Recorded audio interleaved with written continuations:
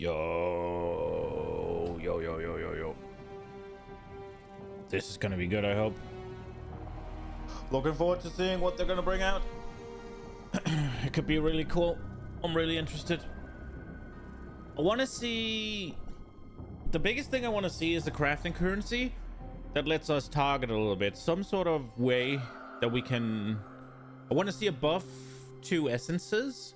And I want to see a new thing that helps us manipulate items, like, deterministically. Not just essence slam and go. Those are the main things I want to see.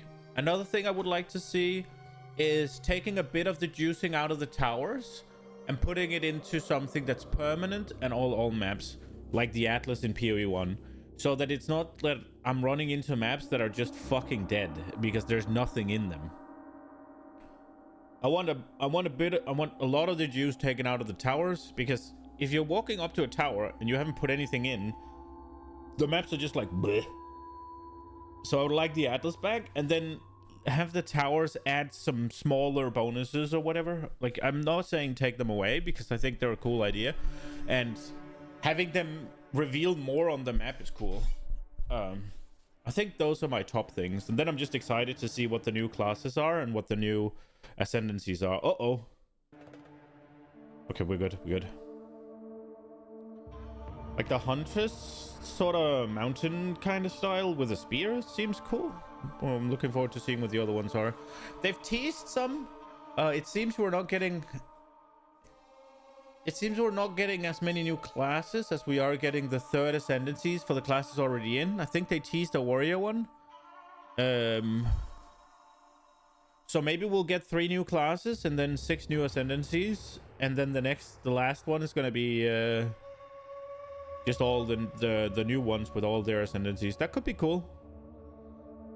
But yeah, I really want to see deterministic crafting, buffing the essences, and adding another one.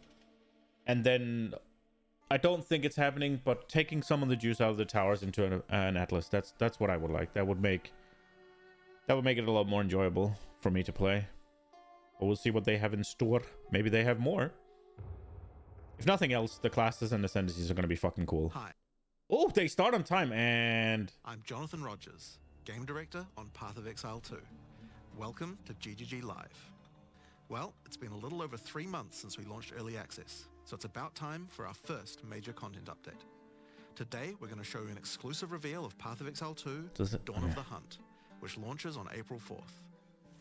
Twitch drops are enabled on today's livestream, so make sure you follow the instructions below in order to claim your Executioner's Guillotine finisher effect. Now in today's stream, we're going to take you on a deep dive into the new Dawn of the Hunt update. I want to see this. A new class, 5 new Ascendancy classes, and huge expansions on character 5 new systems like Ascendancy, items okay. and support gems. So only After that, one class. Onto the in-game improvements, including changes to systems, a bunch of new encounters, and lots of other content. We're going to finish up today with a live Q&A session with Ziggy Character system improvements. Myself and Mark, your questions from Twitch chat. Now we have a lot to cover today, so let's get started with a trailer for Path of Exile 2, Dawn of the Hunt. Is that the one we have seen? We as Mary are guided by the Spirit. It provides prey, shelter, even love. But for me, one day, all that were changed.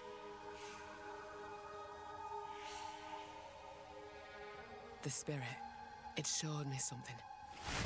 Something forbidden. And to defend all I loved, I used it. I lost everything that day. But fate weren't finished with me yet.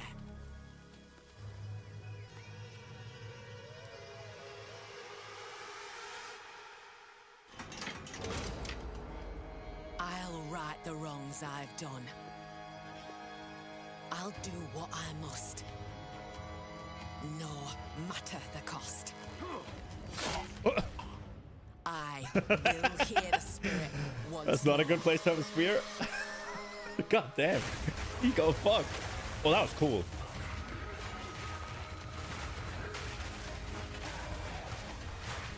Well, I like the little backflip. This seems very mobile. Ooh.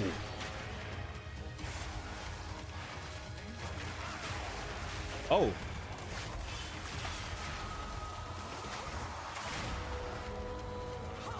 Impale, I guess. Oh, she's the one that can be on a mount.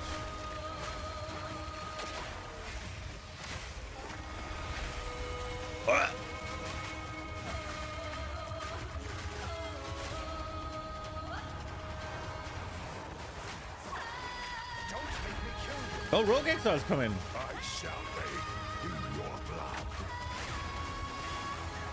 Have they taken the build from season 1 then? 100 new uniques. All right, I saw the tease for the mercenary as well.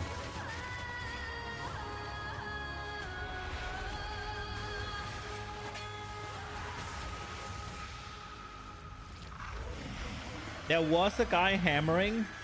Now, the teaser for the warrior was like a blacksmith sort of thing, but I'm hoping it means crafting. Copium.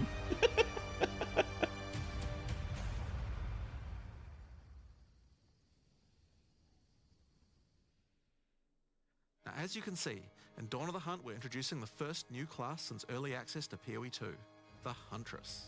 The Huntress is a spear-wielding Asmeri warrior. Born into a society with strict traditions, she was exiled from her homeland after using the power of a skill gem to defend her village. As a dexterous spear user, she specializes in both melee and ranged combat, dashing into and out of battle. Spears have extended range and a short dash, but unlike other melee weapons, you can also throw them. Oh. In order to make a hybrid ranged and melee character work, we had to do a lot of thinking about ways to make it fun to both enter and exit melee She's range. parrying. The first skill you will get as a Huntress is Whirling Slash. As well as striking in a circle around you, this skill creates a whirlwind that blinds your enemies. Leaving the whirlwind will make it explode. The more Whirling Slash is used, the bigger the whirlwind, and the bigger the explosion.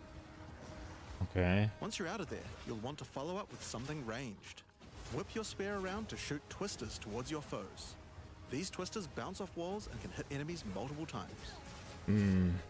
You can also throw twisters inside a whirlwind to shoot out extra tornadoes that do way more damage. Oh. In their offhand, the Huntress will usually want to hold a buckler, which allows you to do a new skill, parry. While holding down parry, your character will counterattack any incoming attack from monsters near you, stunning them. Oh, it's In auto? addition, the monsters will take extra attack damage from your follow-up strike. Some specific skills are designed to be used after a parry and have extra effects. What's the downside? Disengage is a skill that does a quick jump back, damaging enemies in front of you, and it can be used to interrupt other actions, like dodge roll. If you use it against a parried enemy though, it causes an explosion and gives you a frenzy charge. Oh, wow. Just be careful. If you parry too much, you're going to get stunned and possibly killed. You can combine this combo with Whirling Slash. Slash, parry, disengage, and you'll get an explosion from the disengage and the Whirling Slash. The Huntress also has a variety of elemental That's spear cool. attacks. You could use Lightning Spear to bounce lightning between your foes. Or you could throw explosive spears into the ground. These spears take a while to detonate, but when they Lightning do, Spear, bro. they'll incinerate anyone caught in the blast. All spear throws on the Huntress can also be empowered by frenzy charges. For example, explosive spears will do an even larger explosion and leave fire on the ground. And And instantly these as well. empowered By the versions way. can activate even more combos. Using Whirling Slash over ground fire will suck it into the whirlwind, adding fire to the explosion. Using twisters inside a fire whirlwind will shoot out fire tornadoes as well.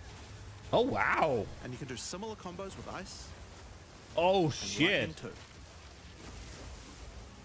Now, a key aspect of hunting is exhausting your foes by causing blood loss. This skill is Rake, which dashes towards your target and unleashes a deadly slash, opening up wounds on your enemies. Kind of Follow weird up, that she's disengage, using the and watch spear them as a bleed out sword. as they run towards you. Or an axe. It's a spear, for On the Christ's health sake. bar of monsters, you can see how much blood loss the enemy has experienced, and the Huntress has skills to take advantage of this. For example, using Blood Hunt will thrust forward and cause a bloody explosion. The more blood loss, the bigger the explosion. If you want to cause bigger bleeds, try out Rapid Assault. The final hit of this multi-hit combo will stick a spear into your enemy for a big bleed. Now, Explosive Spear and Rapid Assault both result in leaving spears behind, either in the ground or in enemies. But there are other skills that leave spears around too, like Storm Lance, that leaves an electrical spear that arcs towards enemies. Oh shit. But what can you do with all these spears? Detonate them, of course. Thunderous Leap will allow you to jump onto and explode any spears either in the ground or in your enemies. Now, as well as hunting animals, the Huntress also has the ability to work with them. While fighting any beast, you have the ability to tame it and use it as a companion. What? You can only have one companion at a time, but it will keep the mods that were on it. Try to find a rare beast with good mods to take full advantage of your ability to tame them. Minion cock. Now, this is just the beginning of the Huntress. We've really tried to make the hybrid ranged and melee gameplay work for this class by having a huge amount of synergy between ranged and melee options. There are 22 new skills available for the Huntress. By endgame, you'll be slinging hundreds of insanely powerful spears, sending forth spirit animals and summoning the might of Solaris from the sky. Boom. But we still haven't talked about ascendancy classes yet. What can the Huntress ascend into? Well, the first ascension class you could choose is the Ritualist. The Ritualist has embraced the darker side of his merry traditions by harnessing the power of animal sacrifice and plague. The Corrupted Life Force skill causes all enemies around you to grow volatile blood boils on their skin. When those enemies are slain, the boils will burst, spreading corrupted blood to all enemies around them. The Ritualist also excels in taking advantage of magical trinkets. The Unfurled Finger skill allows you to equip an additional ring on a finger around your neck. Taking Mystic Attunement increases the bonuses of all the rings and amulets you have equipped. Now, this is one of my favorites. As the Whispers Ask grants you a new skill, Ritual Sacrifice. Use the skill on the corpses of slain rare monsters to absorb the power in their blood to give you one of their modifiers for a short time. Specialize further into Ritualistic Sacrifice with As the Whispers Demand, which allows you to perform that skill on yourself instead of a corpse. Cut your own hand, sacrificing some of your own blood to empower yourself. The Amazon Ascension is for those looking to hunt more than just beasts. Trained as an elite guard to the most important Asmeri elders, the Amazon will use more traditional fighting techniques mastered to perfection. The Predatory Instinct skill will cause you to reveal weaknesses in the defenses of rare and unique enemies, causing you to deal more damage. You can see those weak spots represented on their life bars. While using Elemental Infusion, any charges you consume will infuse your weapon with elemental power, causing any projectile attacks to explode on impact. The Critical Strike skill is as simple as it sounds. It takes your excess accuracy and gives it to you as critical strike chance. Additionally, you have skills like Mystic Harvest, which allows your elemental damage to leech life, and as Merry Brew to be able to use either flask to restore both life and mana. Oh shit. So those are the two new ascendancies for the Huntress. But those are not the only ascendancies in Dawn of the Hunt. We've added a new ascension class for 3 of the other existing Only classes 3? too. Okay, so there's 5 in total, I guess. First up, for our warriors out there, we have the Smith of Katava. The warrior is a blacksmith in origin, taught by his father Renly. With this ascension, you can take your smithing skills to new heights by embracing power from the insatiable one himself, Kitava. Smiths of Katava are master blacksmiths and have the ability to forge their weapon, quite literally. Using the Against the Anvil notable skill, you can enhance your weapon with fiery destruction before any battle. After doing so, your attacks will release explosions on hit for maximum devastation. You can also use the power of Kitava to summon an animated copy of your weapon to fight alongside you. A great blacksmith can do more than just forging their weapon though. Their armor can be enhanced too. Now you might think this ascendancy class tree looks a little abnormal, and you're right. There's a lot of notable skills all disconnected at the bottom there. By taking this point here, which is free to assign, your character is unable to equip body armors with mods of any kind. So your body armor must be normal. Sounds like a downside, right? Except now in true blacksmith fashion, you get to craft your own body armor by taking those disconnected notables with your points. If you want your body armor to grant life, take this notable. If you want resistances, take this one. There's so many choices. Think of it like you're crafting your own body armor, just in a more literal sense. Okay. Now, let's move on to those who prefer the reassuring feel. Is that of the powerful crossbow enough? The Mercenary. Alongside the existing Ascension classes, the Gemling Legionnaire and the Witch Hunter, you can now play as the Tactician. The Tactician is a former Blackguard elite. Free from the duties of a Blackguard, he is able to use his training to decimate the monsters of Rayclast and earn a healthy income doing so. This training comes in the form of various skills like suppressing fire, which causes all projectiles to pin enemies. When combined with the right where we want them notable, your pin not only stops your enemies from moving, but stops them from performing actions too, similar to freeze. With a soldier's training, the tactician also works well cooperatively. Using the whoever pays best notable, you can place multiple banners at once. The watch how we do it skill gives a portion of your weapon's damage to your allies as well. Nah. But if that isn't enough, you can also command your army of off-screen archers to unleash hell and carpet an entire area with arrows. Oh, really? Finally, witch players will be able to join their legions by becoming undead themselves. In Dawn of the Hunt, we're introducing the Lich Ascension class. The Lich is a master of chaos and curses and could sacrifice her life to enhance her energy shield. The Crystalline Phylactery skill allows you to nominate a jewel in which to contain part of your soul, massively increasing its power. There's just one downside to splitting your soul this way though. If you have no energy shield, your mana costs will shoot up. The Necromantic Conduit skill causes you and allies in your presence to have unholy might, granting extra damage as chaos damage. Rupture the Soul makes enemies you curse explode with chaos damage when slain. Dominion over Flesh allows you to apply an additional curse. Okay. It's safe to say you'll be the true master of the occult by choosing the Lich class. So Dawn of the Hunt has the Huntress and 5 new Ascension classes, but it doesn't end there. Let's take a look at some of the new skills with it. Now you may remember we previously talked about the Raised Spectre skill. It's finally complete, and it will be made available in the upcoming expansion. It's a lot of It minion can be found in the cock. occult skills on the skill gem crafting panel. Raised Spectre is a skill that allows you to trap the soul of almost any monster in the game, which you can then summon in the skill panel. Spectres cost spirit and will revive automatically if they die, but the spirit cost varies based on the power of the monster. You could summon an army of weaker monsters, or a few of the more powerful monsters. Those are You cool. can combine them with your existing skeleton minions, or summon exclusively specters. It's all up to you and how you want to customize your My army. of lord. Boom. undead. Given that there are hundreds upon hundreds of monster variants in Path of Exile 2, it's safe to say you'll be experimenting with this one for a while. We look forward to seeing which monsters serve you best. Now let's move on to our next skill. Since we've been talking about summoning undead so much, let's have a change of pace and summon something a little more alive. In Dawn of the Hunt, we're adding the Summon Rower skill. Summon your friendly rower to aid you in combat as a minion. You can also mount your rower in combat at any time, allowing you to move at full speed even while shooting arrows or throwing spears. Be wary though, if you take too much damage while riding your mount, you can be knocked off and get overwhelmed. It's worth keeping an eye on your stagger bar, as falling off the mount can mean almost certain death. Oh, Jesus. On the Okay. topic of new ways to enhance your character, let's talk about support gems. Support gems are used to modify your skill gems in meaningful and interesting ways. Currently, we feel that a lot of builds have insufficient options here. To alleviate this, we're adding over 100 new support gems. Hema crystals will enable a new kind of bleed build, turning 100? the damage over time you would have done into explosive Vile crystals. Okay. Alignment is a support gem for bow attacks, which can reward skilled players with good positional skills.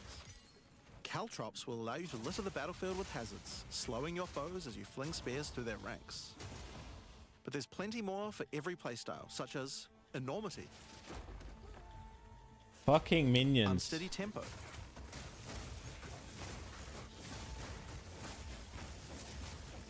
Profanity, Okay. Retaliate, Oh. Syzygy. Yep, that's a real word. Crushing, bro. And No. many more. I'm gonna look at them later. Now we've talked about a new class, new ascendancy classes, new skills, and new support gems. But let's not forget about the core of a true action RPG, the items. To start with, let's talk about uniques. We're adding over 100 new unique items. This time we've made sure to add uniques with a focus on mid and end-game tiers to make sure there are more exciting items to find for higher level characters. Oh, Let's shit. look at some examples. Embrace your inner devil with Chernobog's Pillar. It grants you a large amount of fire damage based on your block chance. The Coming Calamity allows you to become a true master of the elements, granting you all 3 elemental herald skills without costing any spirit. At the same time, it penalizes enemy resistances. Wastegate is a belt useful for builds using a single resource like Blood Magic or Archmage builds. With this belt, you can use 2 life flasks or 2 mana flasks. It's up to you. Now, we could go through these all day, but we'll leave most of them for you to discover. Jesus. Suffice to say, though, we want there to be way more cool things to find. Oh, Over that was time, our goal Relicash. is to I add saw the unique to boots. every single base item type at a minimum, so that you can chance any base in the game. Now, given that we have the Huntress, we have a set of unique spears from early game all the way through the end game as well. One example is Scyther's Spear, which combines bleed and fire in a powerful way. It allows your ignites to be aggravated, dealing substantially more damage. We're also introducing a suite of unique bucklers with some interesting parry mechanics. Calgyra's Arc, for example, allows you to parry projectiles from any distance. And we're also adding our first unique charms. Oh. Bayra's Anguish will not only protect you from Ignite, but will also emit a devastating Fire Nova whenever you do get ignited. Okay. In sum, there's just a ton of new uniques to find. We can't wait to see the weird and broken builds that come out of it. Now, we also want to talk about crafting options. Oh, In shit. each major Let's go. update during early access, we'll be continuing to add and improve the options here. We have various new crafting tools that have been added as rewards to many of the different types of new content that we're adding. But for now, I just want to mention the changes to runes. Runes add commonly available mods, but since they only have 1 tier, flat damage mods tend to get outclassed by in-game. So we've changed runes to have multiple tiers, allowing you to get higher tier mods Oh, than shit. before. Our plan is to significantly expand the number of more specialized mods for crafting using socketables as we add new content over time. And the first new set of those comes from what we're talking about next. In Dawn of the Hunt, we're adding Asmarian Wisps, which can be found throughout both the campaign and the endgame. Okay. The Asmari spirit has made itself present in Rayclast, and it appears to be trying to warn, or maybe prepare us for the coming darkness. You will first encounter a manifestation of it in the Grellwood in Act 1, where you'll meet Delwyn, an Asmari hunter who is trying to find out what exactly is causing the spirit to behave this way. As you approach the Wisp, it will flee, leading you past monsters. Any monsters it comes into contact with are infused by it, making them more powerful. Each spirit is associated with a specific revered animal within Asmari culture. This one is a Wisp of the Great Bear, and grants enemies extra life and stun. The Wisp moves faster the closer you are, and as you move away, they slow down to wait for you. But if you get too far away for too long, they'll dissipate and return to the woods. Oh, shit. As you continue to chase the Wisp, it will find and possess a rare or unique monster, granting it a new powerful ability. Because this was a Wisp of the Great Bear, this monster now also has increased life and stun. But on top of that, it will periodically summon a large spectral bear that slams with wild fury. If you're able to defeat this foe, you will be rewarded. For each monster that was infused and killed along the way, the rewards will be increased. Each Wisp has its own mechanics. The Wisp of the Winter Owl is a primal Wisp that causes enemies to deal extra cold damage, gain energy shield, and release wind vortices on death. That's When infusing super a monster, bad. they will call down large tornadoes to protect their host. The Wisp of the Wild Cat is a vivid Wisp that causes affected monsters to deal more critical strikes and become more evasive. Well, that's When bad it as well. infuses a monster, it will summon a barrage of feline spirits that will attempt to tear you limb from limb. If you're lucky, you may even find sacred Wisps that can do some pretty crazy things to the monsters they influence. Like the Wisp of the Cunning Fox, which turns normal monsters into magics, magic monsters into rares, and rare monsters into actual bosses. What? What the fuck? Asmarian Wisps can drop a new set of socketable items that allow you to craft a wide range of interesting new mods onto your items. Each one may only be used on a specific item slot.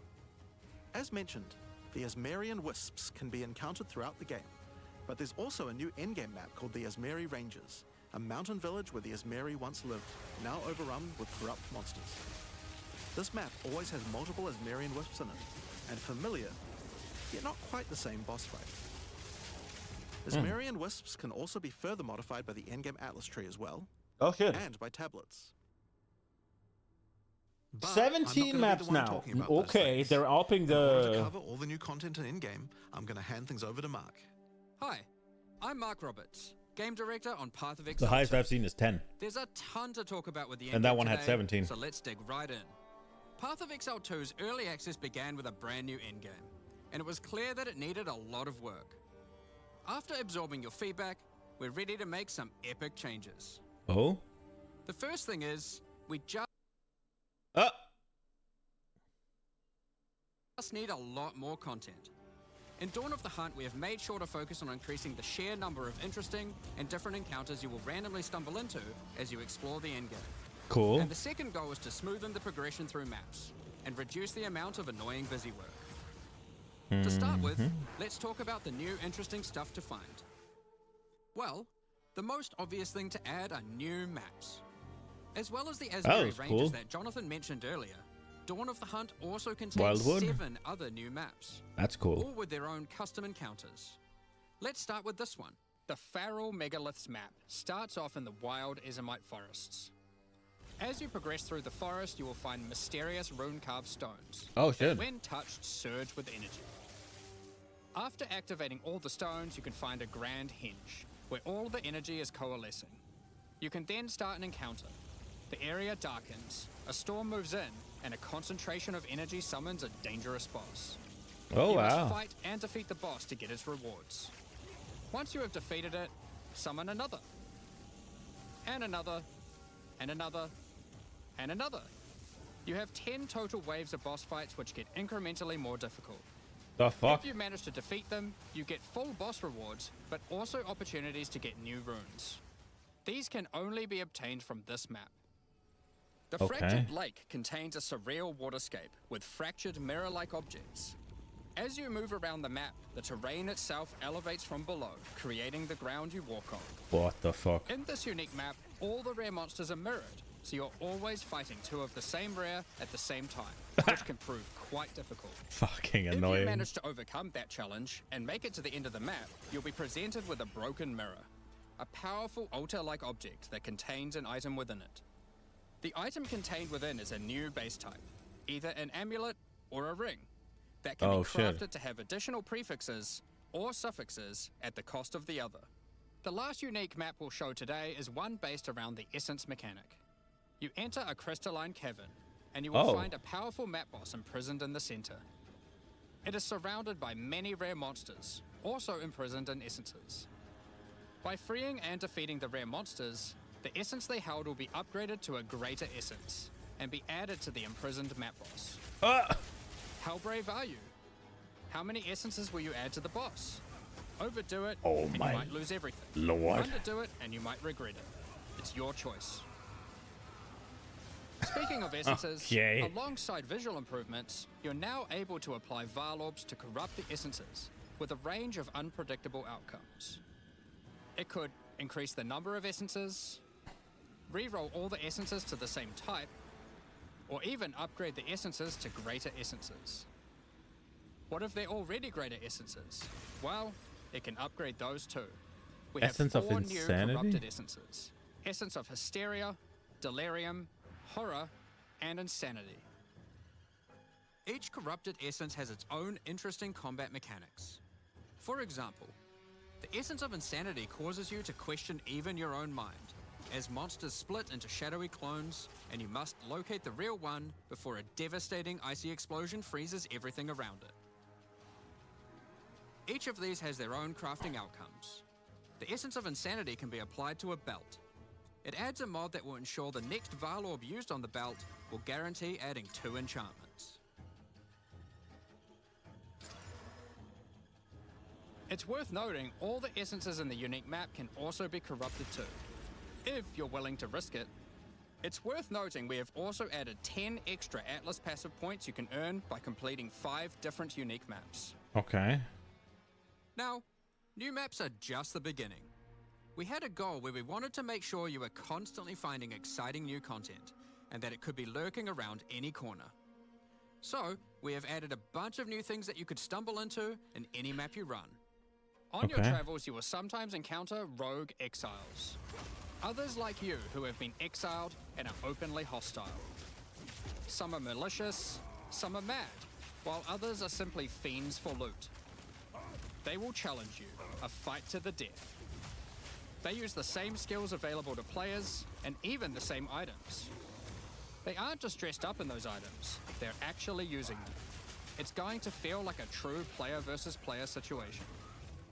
Of course, if you are able to slay these exiles, those items will all drop on the ground. What? Excuse me? If you encounter an exile using a powerful or valuable unique item, which you can see displayed under their life bar, you want to be damn sure you kill them.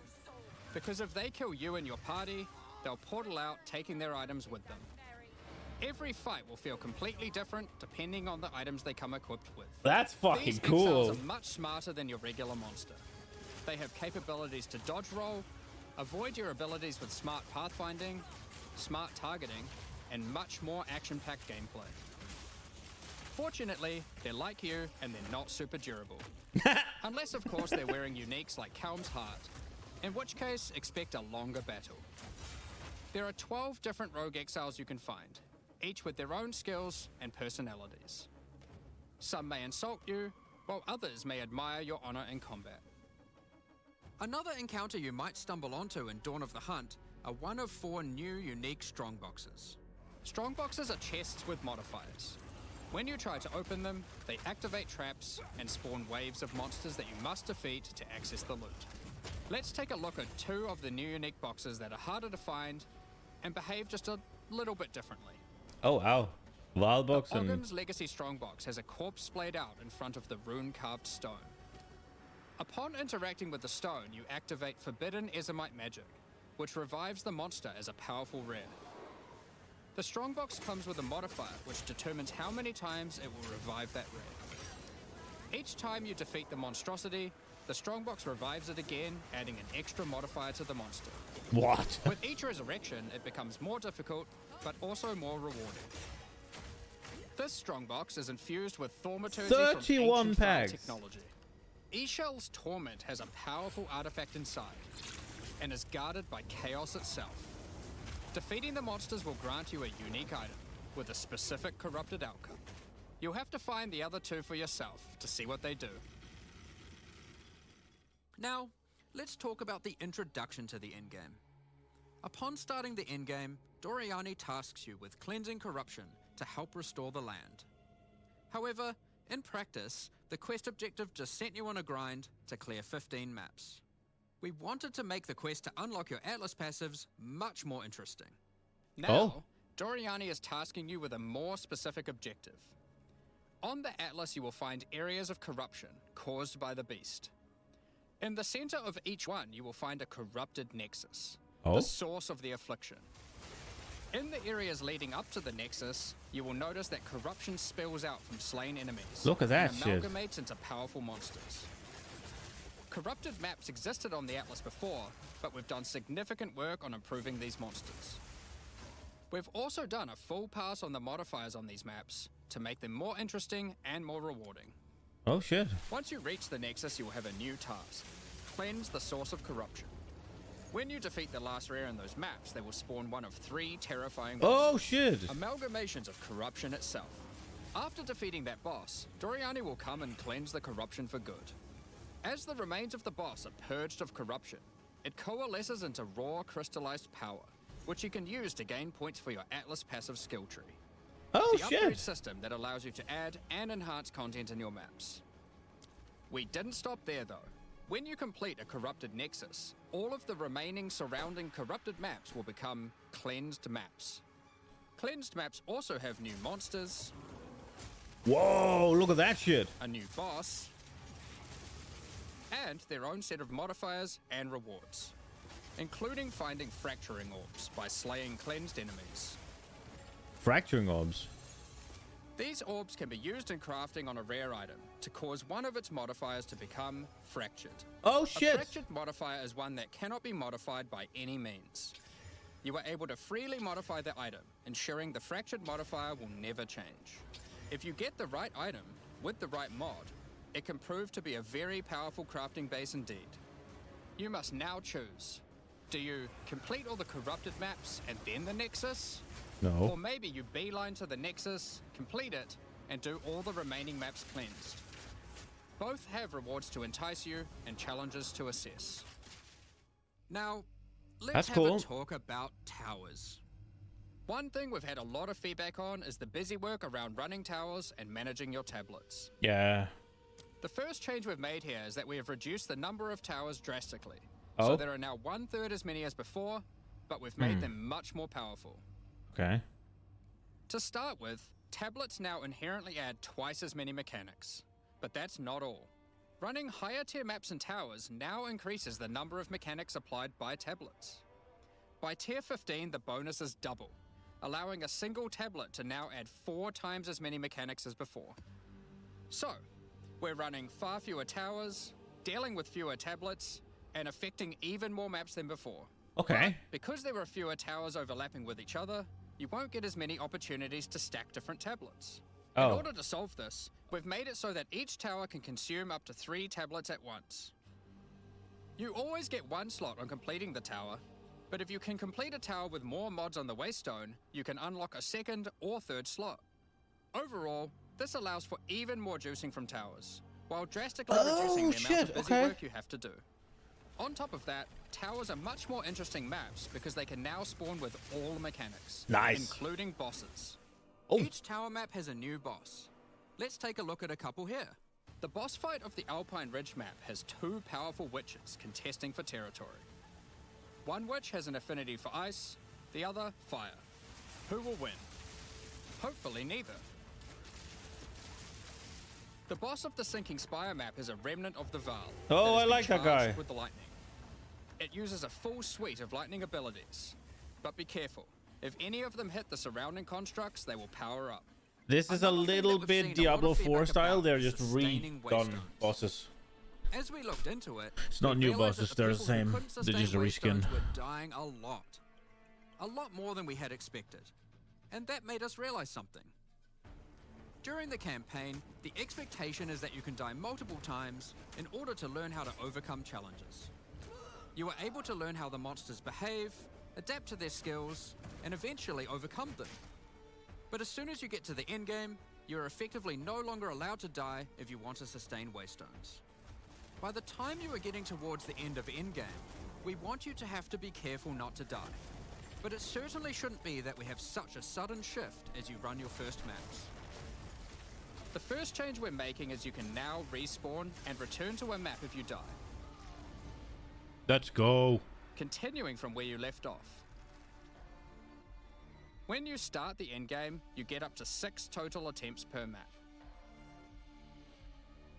As you add more modifiers to a waystone, the number of respawns goes down.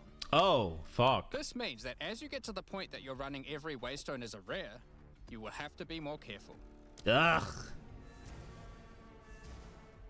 In parties, everyone gets to respawn that number of times.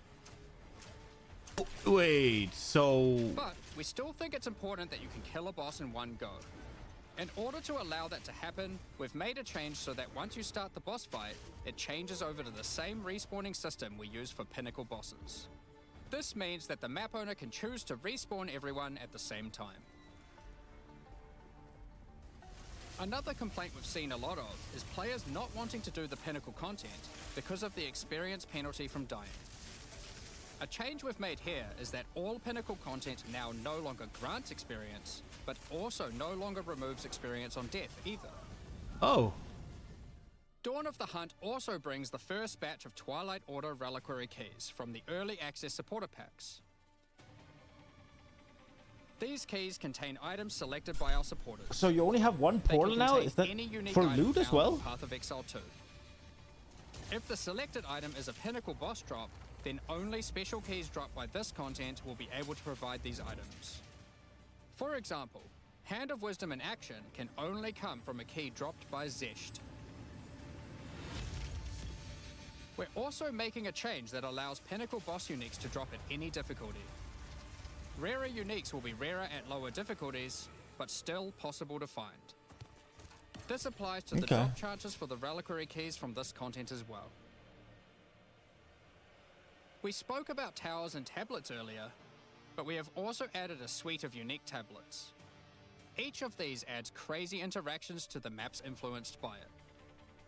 For example, this unique tablet allows you to run any map in a tower's radius without requiring connections, which can be quite useful for jumping gaps and traveling around your atlas. Okay. And this tablet causes all runic monsters spawned during expedition encounters to be duplicated. and weakens all expedition monsters that emerge from the ground. The Atlas tree has also been expanded, and you can find many of the new mechanics there, and improvements to existing ones too. Okay. Now, through this live stream, we have mentioned quite a few new crafting options that we've added. New runes, corrupted essences, fractured mods, and jewelry crafting bases. But we did have just one more crafting system to talk about: recombination. Let's Expedition go. was the only in-game mechanic that was lacking a crafting system. Are they doing so exactly that what I needed to said? change. Recombination is a mechanic that might be familiar to some players. It allows you to merge two items together, hoping to get the best elements of each on a single new item. This new crafting bench will be unlocked as you complete your first expedition, and requires artifacts found during expeditions to fuel it. The rarer the mods on the item you are combining, the more expensive the cost.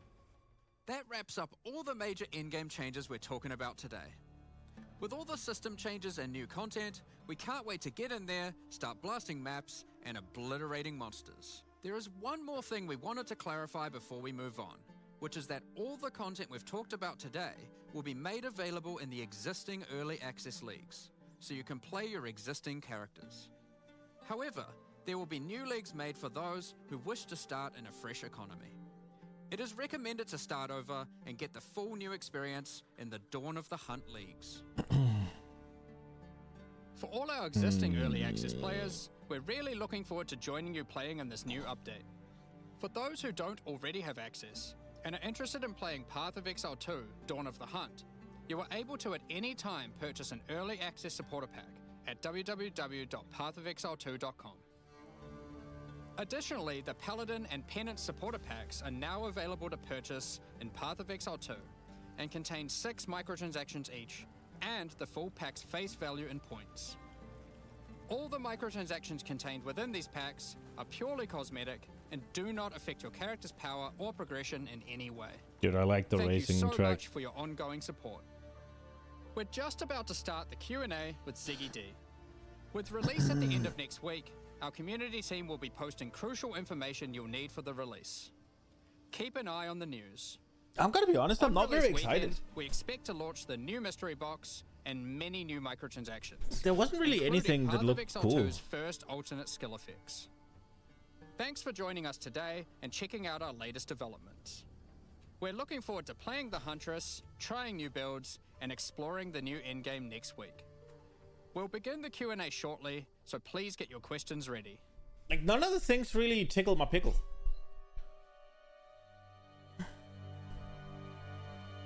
A lot of the hunter skills seems very involved and not very blastery, and they're very stationary, kinda, or you have to kind of move backwards. Good morning, Exiles, and welcome Oh, that's really low. to a portion of They're gonna fix that, right? a very exciting reveal with lots in it, exceeding my expectations, particularly in craft. Surely they're gonna fix that. But on that note, we're joined here by Jonathan. The hunters, like, the skills didn't seem that cool, and more in the future of Path of Exile 2, and there was a lot of minion cock shit. recombination. Yes, that's right. Not really my jam. Actually, last night had a bit of a design session and realized that we weren't actually fully happy with the way that recombination worked. So we actually made quite a big change to it, which wasn't reflected in that video, obviously.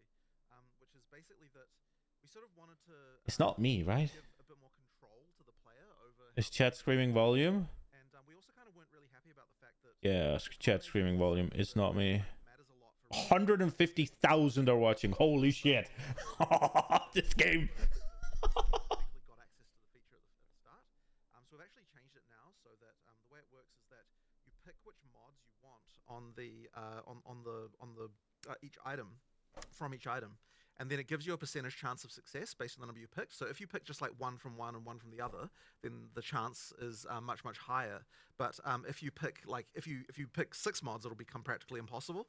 So effectively, you know, like the more you're wanting to design the item, the less of a chance of actually having success. So it means that if you just want to get like a mod, if you want to get an item with like, okay, these 2 mods that I found off the ground, that's you know, relatively easy. If you want to get an item which has, you know, all of them, then very hard. So we think that's a much better design because it means you can kind of use the the recombinators actually become something that you can use even from the first point you get them. But there's still this kind of end game, like like for perfect stuff, you might still be able to do it with more. I really hope they don't it's fix kind it of balanced, instantly though, so because that, my ears are going to if you blown pick to hell. literally all 6, then it's going to be like incredibly low to the point of like don't even try that. But like 4 mods might be a good thing to sort of be striving for, that kind of thing, and then exalt the other 2, that kind of stuff. So yeah, that's kind of the new design of that. So hopefully that'll be in by the time 0.2 comes out. We've kind of got a plan for doing that. Yeah, like I think it's a much better design than what we had before for Recombinators. You pick If it's mods not there that for you 0.2, want. it'll be Yeah, as very soon as soon. it can Very afterwards. soon, But yeah. yeah, spur of the moment, night before the live stream design sessions. Yeah. But Been a few of those. increased player agency and visibility into the success result is just a win. So and you pick honestly, ones you want. took So way what too if you long have to, mods, 2 items get with to the 6 point of mods, us and you actually pick going, only "Right, 2? this Is it going to come just out with straight only up 2 better to have 2 mods? visibility into that Or is it and going to freedom of just choice." pick those Sure. 2 Yeah, that's and the then get random combination from the definitely rest? Felt like something that was both really high end in terms of the crafting that it was intended for, but also just even understanding it. This seems much more intuitive because Yes, you just pick what you selecting want. the mods you want. Yeah, Right? exactly. So it does sound like it's a little bit of a nerf for the very high end of crafting, though. It might end up being, but I'm not like it sort of depends on how the numbers come out. Like because we only just designed this, we need to still work out like exactly how the numbers end up looking. But I mean, look, we have to make sure. Obviously, whenever we're designing any crafting system, we have to be really sure that we're not like screwing over finding stuff on the ground. So you have to sort of have that balance, and that's so that kind of informs everything we do with crafting usually. One difference here, though, of course, is if the success chance fails, both items just both deleted, items yeah. are destroyed as opposed to always keeping one. Yeah. So okay. So it's basically Whether or percent not chance that's for success, and if it fails, item's gone. So Roughly, what do you think you try to pitch just choosing 2 mods at? Like, it depends on what mods you're selecting, but I'm kind of thinking kind of like 35%-ish kind of thing for like 2 normal mods, that kind of thing. them both Like to for them go both, over? yeah, for them both. For if you pick 2, Yeah. and then but we'll it see. kind of depends. Again, It kind of depends. We'll see how we higher- have to do higher that. team mods are rare 35% and- to Yeah, get exactly. 2 So sort mods? of- it also Bro. the other thing is that it's going to now have a fixed cost, so it's not going to Yeah. you know And the idea is go like up based on yeah, that. and the idea is like doing a single expedition should be enough to do a recombination. So you're going to be doing them like relatively often as you're doing expeditions. so is the But you have to part of get the Expedition where items you though, get to bro. craft with the NPCs still a thing then? Now that you're adding this? Yeah, I mean you've still got that whole mechanic, and like so it's competing for the artifacts. Yeah. Between recombination versus buying things from that other way. So is there some buffs intended for that then to make it more competitive? not with- yet. It definitely needs some love in the future, but not at this time. Yeah. Yeah. It seems like the systems can kind of go hand in hand, where one is giving you items that you can then potentially recombinate. That is also true. You can use the ingredients of one in the other, or the outcome of one as an ingredient in another. Yeah. Cool. We'll talk more about crafting a little bit later on for sure, because there was a lot announced there, which I'm quite excited about. Definitely exceeded my predictions for what you'd be adding in terms of crafting. But firstly, though, just a quick clarification on the league. So there's not going to be a wipe for the new players joining us. Right. If you were playing on a character, you can still keep playing on a character. But a lot of long-term Path of Exile players know the importance of playing on a fresh start, and that's also really Why are important you for asking? guys They as well. literally said. I mean, basically, if we don't have like any character that's come from before, you're just not gonna because the balance is so different and because so many things have changed. There's like no point in even listening to feedback for someone who's playing in the old league. Like it really has to be that you're doing the fresh start, and we're sort of seeing how things go in the new economy. So like we were really sort of it was kind of an interesting decision about whether or not we should make it so that all the content is exclusive. Or rather, like what amount of content would be exclusive to the league versus not. And the issue that we had is that so I mean, like a league means something in Path of Exile. In order for something to rise to the level of a league, it needs like a certain amount of features. And the original thing we were thinking about doing that way would be the Asmeri Wisps, but there wasn't quite like the kind of like meta mechanics and stuff with that. So like we didn't quite rise to the level of feeling like it deserved to be a challenge league. And at the same time, we've also got a lot of new players playing Path of Exile 2 who never played Path of Exile before. So we were a little bit we kind of were deciding like, okay, should we make them exclusive or not? We sort of decided, you know what, for this one we're not going to. And then what we'll probably try and do is for the next league that we do, we'll actually make it a proper challenge league with like its own exclusive mechanic and so on. But yeah, it's a little bit funny because like in early access is a bit of a different situation with different and so. yeah, we'll sort of see how this goes anyway. I don't But understand certainly I why would he's encourage explaining everyone so just, like, long starting that in they a new made the right character, choice. It's like, and I think you'll have a much better time because you obviously if literally there's just gave structural us the changes to option to passive pick tree. what It's we like want. If you log in with your character, you're going to have like your tree's going to get reset. You have to do stuff. There's things like that are going to happen that mean that and also just balance changes, right? Like huge numbers of them. So you're going to have a better time playing from the start. That's it. And speaking of the Huntress, then, so we saw initial Huntress quite some time ago now and had some hands-on time with it and things, but I certainly, having played that before and played it now recently, the Huntress has changed quite a lot. Yeah. So what was the, how hard was it to get it ready for release? What was kind of the key there? I mean, it's funny because class design is one of those things where every time you add something, it can make you reevaluate everything else, which is why it's so hard to predict like how long a class will take. So like it changed a lot since the last time we had we were showing Huntress. And honestly, like, it's like, while there are some skills that you will still see, like, it just plays completely different. And I mean, whenever we're looking at like how we're going to design something like this, it really comes down to like what is it's the special about the character class. Like, how can we double down on that to make sure it feels different? So with the Huntress, you've obviously got spears as a base type. The key difference between a spear and any other weapon type is that you can both use them at melee and you can also use them at range. You can throw them. And so because of that, what about Axis? we really would just Throw really those trying as well. to incentivize everything possible so that you use both of those things. Daggers you can throw as well, actually bro. RPG Like, what the players, fuck? Generally speaking, the balance can often be such that you only really want to do one thing and do that one thing well. I guess So it's trying to specifically incentivize throwing the kind of knives, though, ranged and if you're melee gonna throw them. is quite a thing. And I mean, the way we do it effectively is try to make sure that like there are combo chains where a ranged thing can combo with something that's melee, and a melee thing can combo with something that's ranged, and then also give you good abilities to move between the two states. And so that kind of means that you end up with a very agile character, like you're constantly moving like backwards and forwards and kind of moving around. And I would say that given that it's the Dex character, that it's good that it feels that way, that it feels the most agile of all of the melee character classes. That's been a really good one. But I mean, look, there are, in terms of changes, I mean, look, there are just changes all the time. Like the frenzy charge thing was like relatively late in development. Like there's like quite a lot of things going on that just meant that the field kept on on And I'm not another very big one, excited of about course, the was Huntress, parry, man. which I honestly was very skeptical of working. And Mark, Mark was the one who saved it. Honestly, like I was like, you know what? There was like 3 times I think where I was like, you know what? I don't think it's gonna work. And then you were like, okay, I think we're gonna save this. I was like, give me a week. Yeah, exactly. And it works completely differently for most games, because in most games, obviously, with parrying, the way that works is that you have to time to push the block button at exactly the right time. But that's just something that just wouldn't work in our combat system, because you're often packs of monsters. It's just like you don't really have the ability to read combat in that way in our game.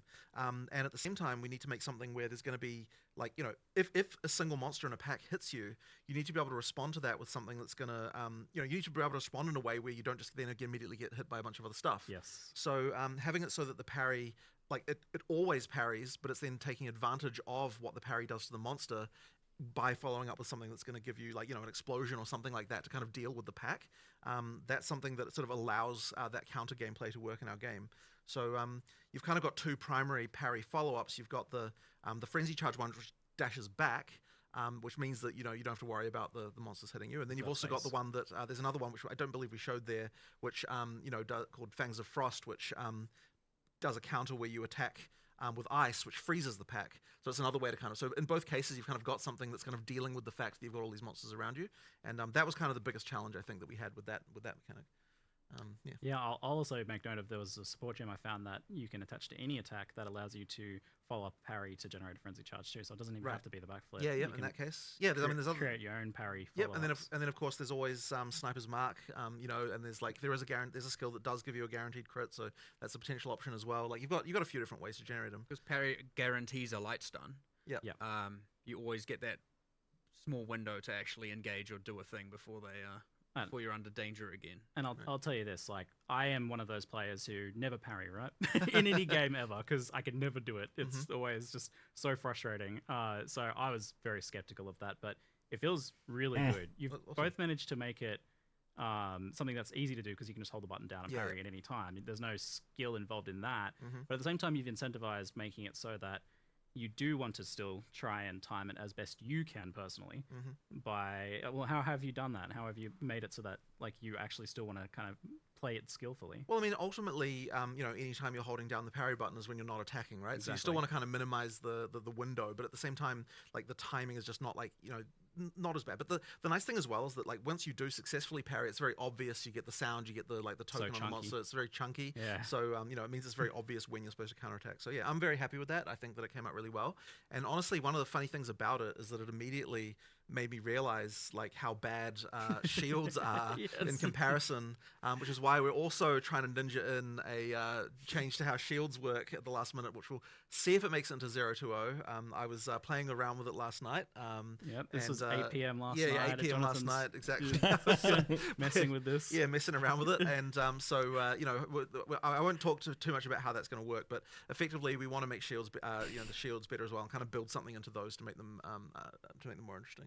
So that's the plan there. We'll see if it makes it for 020. Yeah, following that kind of similar design space idea of being able to do a bit more with it. Yeah, and then 100%. that feed into other skills and things like that as well. 100%. There's a lot of room there to play with. Yeah. So we talked about Huntress being very, very combo heavy, and she has the deepest combo chains out of anyone so far, even exceeding like things that you can do with Monk. You got 3-4 different skills deep of things you can start to synergize together.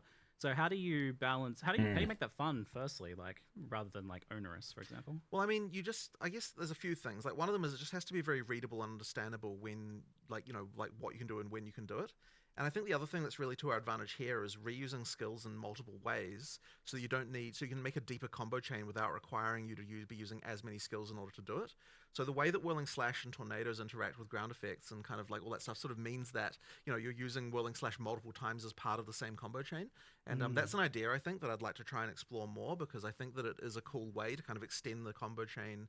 Yeah, as I said, without sort of getting too many things involved, and makes it a lot cooler. So yeah, I'll think a bit more about how we can apply that to other classes and other skills. But it's worked out really well here.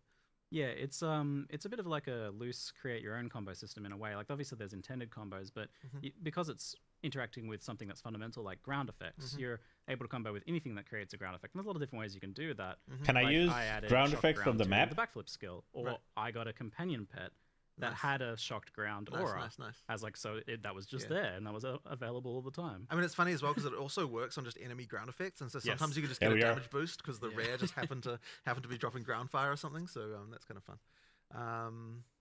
But it's been it's just a lot of fun to play. The first time I ran into that was actually in the graveyard where there's these like chests that like pop open with fire, and like I was using tornadoes, and then one of them just randomly turned into a fire tornado, and I'm like, oh, what happened there? Oh, yeah, sweet. It was just like a really cool moment where it just sort of interacted with the environment, which was really fun.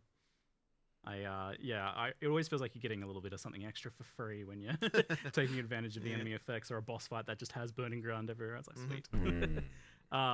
So how do you go about balancing though when you have a class that has deeper combos and kind of somewhat requires you to do a bit more versus a class or a skill or a build that is just bonk? I mean, you have to ultimately make the combos matter, right? And I think actually that's one of those things that we're trying to really focus on with the balance changes we're doing in Dawn of the Hunt more generally, is making sure that I think it's the case where some of the combo gameplay kind of degenerates a little bit by end game in a way that I want to make sure it still feels rewarded. And so we were sort of doing various checks, recently about, like as a random example, right? Like so on the Mercenary, we found that doing, but when you get to endgame, doing armor break, what's it called? The armor piercing that causes armor break, followed with high velocity rounds, is just worse than just using high velocity rounds. And that's like really bad, right? Like we have to make sure that we're improving that stuff. So it's like sometimes you just get these things where like the balance by endgame kind of degenerates in a way that that doesn't support the combo anymore. And so we have to make sure that when we're looking at buffing things, that we're like making sure that when we're doing it, it's to support the fact that using more things is actually a good thing. We're really trying to make sure that we're bringing some of that, improving. But I like stuff, bonk as well as we're making the balance changes. So do you have like a baseline there of where like the really simplest build should be, the build that just bonks? Like, I mean, you mean in terms of damage or in terms of like what it does? I mean, we always want I you'd guess the be players, able to build that way. the But players have to do a combo. I mean, like, for no, people who don't want ultimately to. you never have to, right? But it Yeah. sort of what it means is that you are sacrificing something. And look, the ideal situation is that like you don't feel like you have to do combos. You feel like you want to do combos, Yes. right? Like, because you feel rewarded for them. It's like should That's feel it. like a fun, like, oh, I can add this. Like it's the feeling you should be getting. Yeah. I think the Huntress is doing that very well. It must have been like extremely hard because I don't think I've ever seen this like ranged melee combo done well before. Right. Well, I mean, it does require a lot of discipline, and it means that a lot of skills like end up on the cutting room floor because you try them out and then you realize, well, if this is in the game, then that's the only thing I'm ever going to do. So you got to be really careful about that stuff. For Certainly playing the Huntress now makes me go back and look at the other classes and be Yes. like, we need to up that Yeah, yeah. the level there, and we missed the Yeah. mark a little bit now because this is better. And Right. who's to say the next class won't even be better and make us question even this? But Sure. you know, But that's the way it is with class design. that's It's what he just says when always- we like Yeah. literally when you make a new class, you question everything. He's Right, not right. understating the Yeah, level yeah, of yeah. questioning everything. Yeah, do you see like going back to the monk at some point and looking for more like opportunities to link skills together with I mean, combos we and haven't got to the full skill set for any class yet already, Yes, and we need true. to add more pieces Because for a lot. I think there's at least 4 skills that were designed and then hunted in the monk currently. Yep, range are the same. Yeah, There was yeah. extra poison skills. It Yeah. was intended to be more chaos dots. There's Yeah. all kinds of stuff. We have to obviously at some point fill all of that in. Hard to say when, but Mm. we're going to try and incrementally get it, like much like how Ray Spectre and I mean the mount works with the Huntress, but we were like, let's give something for the Ranger this time. Let's give something for the summoners out there this time, and so we're just going to keep filling in those gaps over time. And it feels like you're getting better at class and skill design as you go too. So I imagine the last class you're going to release is going to be like amazing. You'll look back at the first ones and be like, ooh. Possibly. Well, that is the worry, but whatever. That But just look, with that just means yeah. we've got another round of going through Yes, everything yeah. and improving Yeah. stuff again, right? So and then it will never end. That's it. So with the parry, And then it'll be a never-ending came the kind circle. of looking at the player getting stunned, in particular, player heavy stun. So Yep. it's always hard to tell players like, hey, we're gonna do something to you, and it's gonna be a bad thing. You're not gonna like this. Well, the funny thing, Let's talk about why. there's a few things like that actually, because so I mean, for a start, like we needed the downside of parry to be like that. Yeah, you get stunned out of it. But then when we're looking at how long, like we're like, okay, right now, and it's true with shield block as well. By the way, it's like if you get stunned out of that, the amount of time that you get stunned out for is actually not even enough time for most bosses to do a follow-up attack on you. And it's like, well, where's the downside if it doesn't even have enough time? So we did have to extend that out a little bit, and it makes you a little bit more careful. But and just to warn people, right? There's a few other things like we. I'm not using we shields, bro. lowered, Fuck what's it that. called the I can't remember the name of that thing now. The thing that makes you more easy to be elemental statuses apply to you. Ailment threshold. That's right, ailment threshold. Yeah. So we lowered ailment threshold to actually make it so the player has those mechanics happen more to them, right? Because like right now through campaign, like you barely get frozen or burning or shocked. Really, Oh, to be frozen is honest. so bad. So there's stuff like that we've had to do to kind of make sure that that because if you don't have that stuff actually happen to you, then there's no point in mitigating it. And it's like things like charms were like not very useful because those mechanics weren't happening to you. There's stuff like that, right? The downsides do actually matter in order to make it so that that you then there's other things you can do to sort of bypass those downsides. So that's kind of one of those things that we just have to make sure is there. I did always find it a little bit strange that like I was able to count the number of times I was frozen in the campaign on one finger. For sure. for sure. But And yes, it's always by those vile ghosts. yes.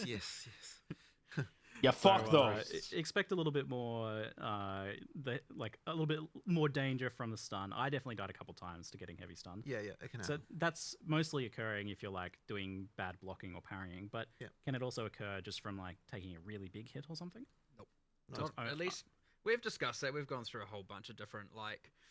Should certain boss abilities heavy stun you, and if you spec into enough stun threshold, it like demotes it to a light stun, and if that, there's all kinds of multi-hour discussions we've had, and we haven't really come to anything conclusive there. But it's only from mount, raise shield, and parry, and of which, at least for all of them, you can see your stagger bar filling up. It's worth noting things like evasion apply to. So when you're parrying, we turn off your evasion from taking damage because have to. the block does, right? And otherwise you'd be like, I'm going to parry it. Oh, I evaded it. It didn't parry. But you can evade the stagger build up. So you don't take the damage anyway, just So the before evasion anyone still misunderstands works. that. The evasion still works. Yeah. Okay, So I didn't high know that. evasion will mean you can parry for longer. There's a bunch of parry stuff on the tree, including damage affecting the debuff, the duration of the debuff, so you get to benefit for it longer. Reducing stagger is all over the place for both mount and so in the dex section of the tree. So yeah, you can mitigate. I mean, my expectation is probably you'll get some in-game builds that are just like I can parry forever and like, there's no real consequence. So not every skill can be parried, of course. Yeah, it otherwise follows the slam rules. If it's a slam from above or below, you can't parry it. Much to your frustration for some things. I mean, there are a few things where I've got disagreements about what looks like it's parryable, but... my hopeful there was when it's contentious, people would bring it up and would change it, right? Sure. So, like, if it's on the line, it's meant to be blockable. Like, if it isn't clear. And there was no way with hundreds of monsters and many dozens of bosses that we weren't going to miss some things, so... So you mentioned this a little bit earlier, but action RPGs kind of naturally pull you towards one damage type, one skill, one specific thing, and optimizing as much as possible, because otherwise you're just making a bad build a lot of the time. But I notice Huntress has a bit of everything. She's got bleed, she's got all the elements, she's got physical. The only thing she doesn't have is like chaos, but there's kind of poison on the tree right there. So how do you like promote this, like all of this different stuff together? Are you supposed to only kind of be relegated to using 2 or 3 skills, or are these supposed to come together, and how do you manage that? Well, there's a few things. So one of them is that we provide a lot of combos with the expectation that you'll probably be focusing around like a few specific things rather than necessarily using the whole tree. So like there's that. The other thing as well is just making sure that in the passive tree there's sort of options that go across both. So the Huntress's passive tree has quite a lot of things like extra melee damage if you've done a ranged attack recently, and then it's got things like bonuses against blinded enemies because while you're in a whirling slash there's so it's sort of stuff like that where we're trying to carefully think like, well, how can we come up with something that's interesting and buffs everything that you might want to be doing, that kind of synergizes with the stuff that that Huntress can do. But it is honestly hard because like many categories of things only matter for one thing, part of a combo. So it's just like trying to come up with categories that can somehow span all of them in different ways. And ideally we can achieve that, but yeah, it is pretty hard. Generally, you're going to become more niche or more selective because again, even mixing elemental and bleed is just probably often going to result you in probably something wouldn't do both elemental and bleed. You'd probably choose one or the other, but that's why we kind of try to make sure that so you've got sort of linkages between them though, right? Because it's like, for example, the thunderous leap detonates the spears that you do from the bleed thing, so it's like kind of like the idea there is to like it changes how that skill then has a use in the combo with the other one. So even if that skill itself isn't doing a lot of damage, it's triggering something that's taking advantage of all the damage bonuses you got for the for your bleed stuff. So that's kind of like the idea, is just to link all that stuff in a bit so that you can use the non like directly synergistic things in a kind of more synergistic way. Yeah, that's if you didn't see that from the earlier trailer, or you spear them with a bunch of spears and then jump on them and explodes them for bleed. Amazing. So, but yeah, that's using an elemental skill like in another way as detonator. But and even more, you've got weapon swaps as well. Yeah, of course. I mean, there's all those systems we already added about all that kind of stuff. So I mean, like, what will be interesting is whether or not we miss something cross-class, right? That's always a concern. The only thing that looked cool to me was the thunder spear throw thing. Between something that's going on in the spear skills with some other class that we failed to consider. Yeah, I mean, so that's it. When we look at a new class, we typically like call it like, Huntress is spears, but kind of not really. It's a signature weapon, but absolutely nothing in the Ascendancy's prescribes spears. Exactly. So effectively, we take great pains to make sure that the Ascendancies never mentions weapon types, that they're always generalized. So for example, the like infusion mechanic in the Amazon, it just says projectiles, it doesn't say spears, and the reason it does that is so that you could make an Amazon who is a bow user, and that's all fine. So like it's effectively like open-ended. It's open-ended, and honestly, like I know that Mark does like. It makes the constraint a lot harder for how to design an Ascendancy class when you have to think about it that way, for sure. Oh, it'd be much, much easier to just put a bunch of cool spear stuff in there, but now only really... I mean, it was similar to the original PoE 1 Saboteur, called out traps and mines, and so if you're a trap and mine character, what are you doing? Well, you could do something else, but no one else is playing that thing, Right. It isn't... it is easier to design. It is certainly less flexible and open as to what people can play in the different combinations and all that, so yeah. How much do you have to consider the different weapons and the skills and how they interact together? I don't really necessarily mind if they're like sort of locked in though. the players will take care of that for us. I mean, I think it is relatively impossible to come up with everything, but certainly we have to consider, like, is this going to be broken with anything else in particular? And there just has to be certain rules for things about, like, how easy is it to apply this debuff, how easy it is to consume this debuff. And even then, it's like, we often make mistakes and have issues. I mean... When he says relatively impossible, it is actually impossible. Actually, yes. But... I mean, That's just, relative. but even just looking at the balance pass we're doing at the moment, right? I mean, there's hundreds of things like that, that we still. I mean, there's things that we could never honestly understand all of the different broken things that could possibly exist, and so it's like it really does depend a lot on the. Don't nerf my Herald tech, bro. like, I love that seeing shit. reports and what people are doing on some level, right? But then I think that what will happen over time is obviously, like, the game's still relatively new. We're still making relatively big changes. Over time, the balance, I think, will get to the point where we no longer have these, like, crazy outliers to the same extent. It should mean that we get to some sort of relative class parity. By parity, what I mean is, like, people playing all the different classes rather than focusing only on a few as we get towards full release. Because, right now it's obviously very skewed because, there's certain broken things. So, What is it? Is Monk and Sorcerer all of it? Over time, we'll get there. It's one of the main goals and benefits of the early access is just like, let's get the balance of characters right. And this patch release was always going to have 1,000 problems, or probably 10,000 problems, the next one will have half that, the next one half that, and probably eventually it's going to be down to, like, here's only a few things going out of whack. There's always going to be something because we add too much content for it to even be controlled. Again, there are too many uniques, too many supports, too many skills, and too many other changes for any amount of people. Like, you're talking about a matter of you'd have to put in, like, thousands and thousands of hours internally to find it, and then you give it to the players. There's so many people, it's going to take literally 5 minutes. So it is. It's very beneficial. And we're lucky in that regard that we get that level of testing and feedback, and on such a mass level, and especially with things like Ninja and all of that, and other people being able to see it and discuss it more openly. We're just going to be able to iterate on it even faster. But yeah, every single patch you're going to see a pretty substantial change in what's going to happen here. Yeah. Thanks for They have red lights under their couches and chairs. Well, 100%. I mean, you mentioned support gems. It's like over 100 support gems added just this patch. It's it's already like so many, and with you doing a different weapon for each of the 16 classes. Yeah, I mean, there's going to be a lot by the time we're done.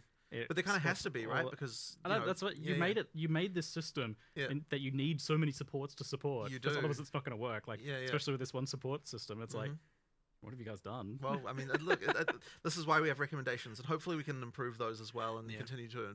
I really hope they open up some of the skill gems for other weapons room for where it makes sense. To get a little bit out of control here, so the recommendeds are going to become more and more important. Right. So we need to make sure those are very much right. For sure. You must be looking to players even to find some of those recommendations down the line as well. In some cases.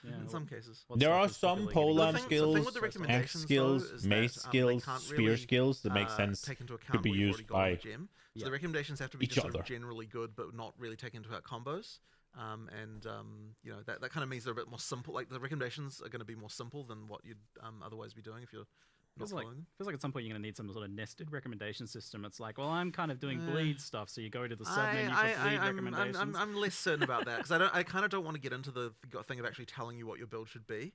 That's a little different, bit different there. Maybe like more sorting methods for the show me all the gems. Oh, there's a lot that are only in there that are never recommended, right? At this point, there are, yes, there are. It's going to be an interesting challenge you guys have set yourselves to make enough supports there.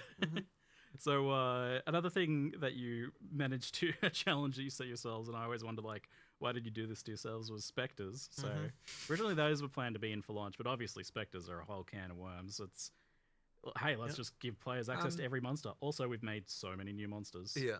We're talking about all the broken. There's going to be some broken in there, I promise you. And there's going to be some stuff we have to change. I mean, they've done, but I mean, effectively, what the time between early access and this was like, okay, let's actually attempt at least to do a balance pass of this and like see if there's anything that's going to be a problem and then adjust numbers. Yeah, but now you've got to account all those support gems on all those monsters. Yes, well, this is an interesting thing, isn't it?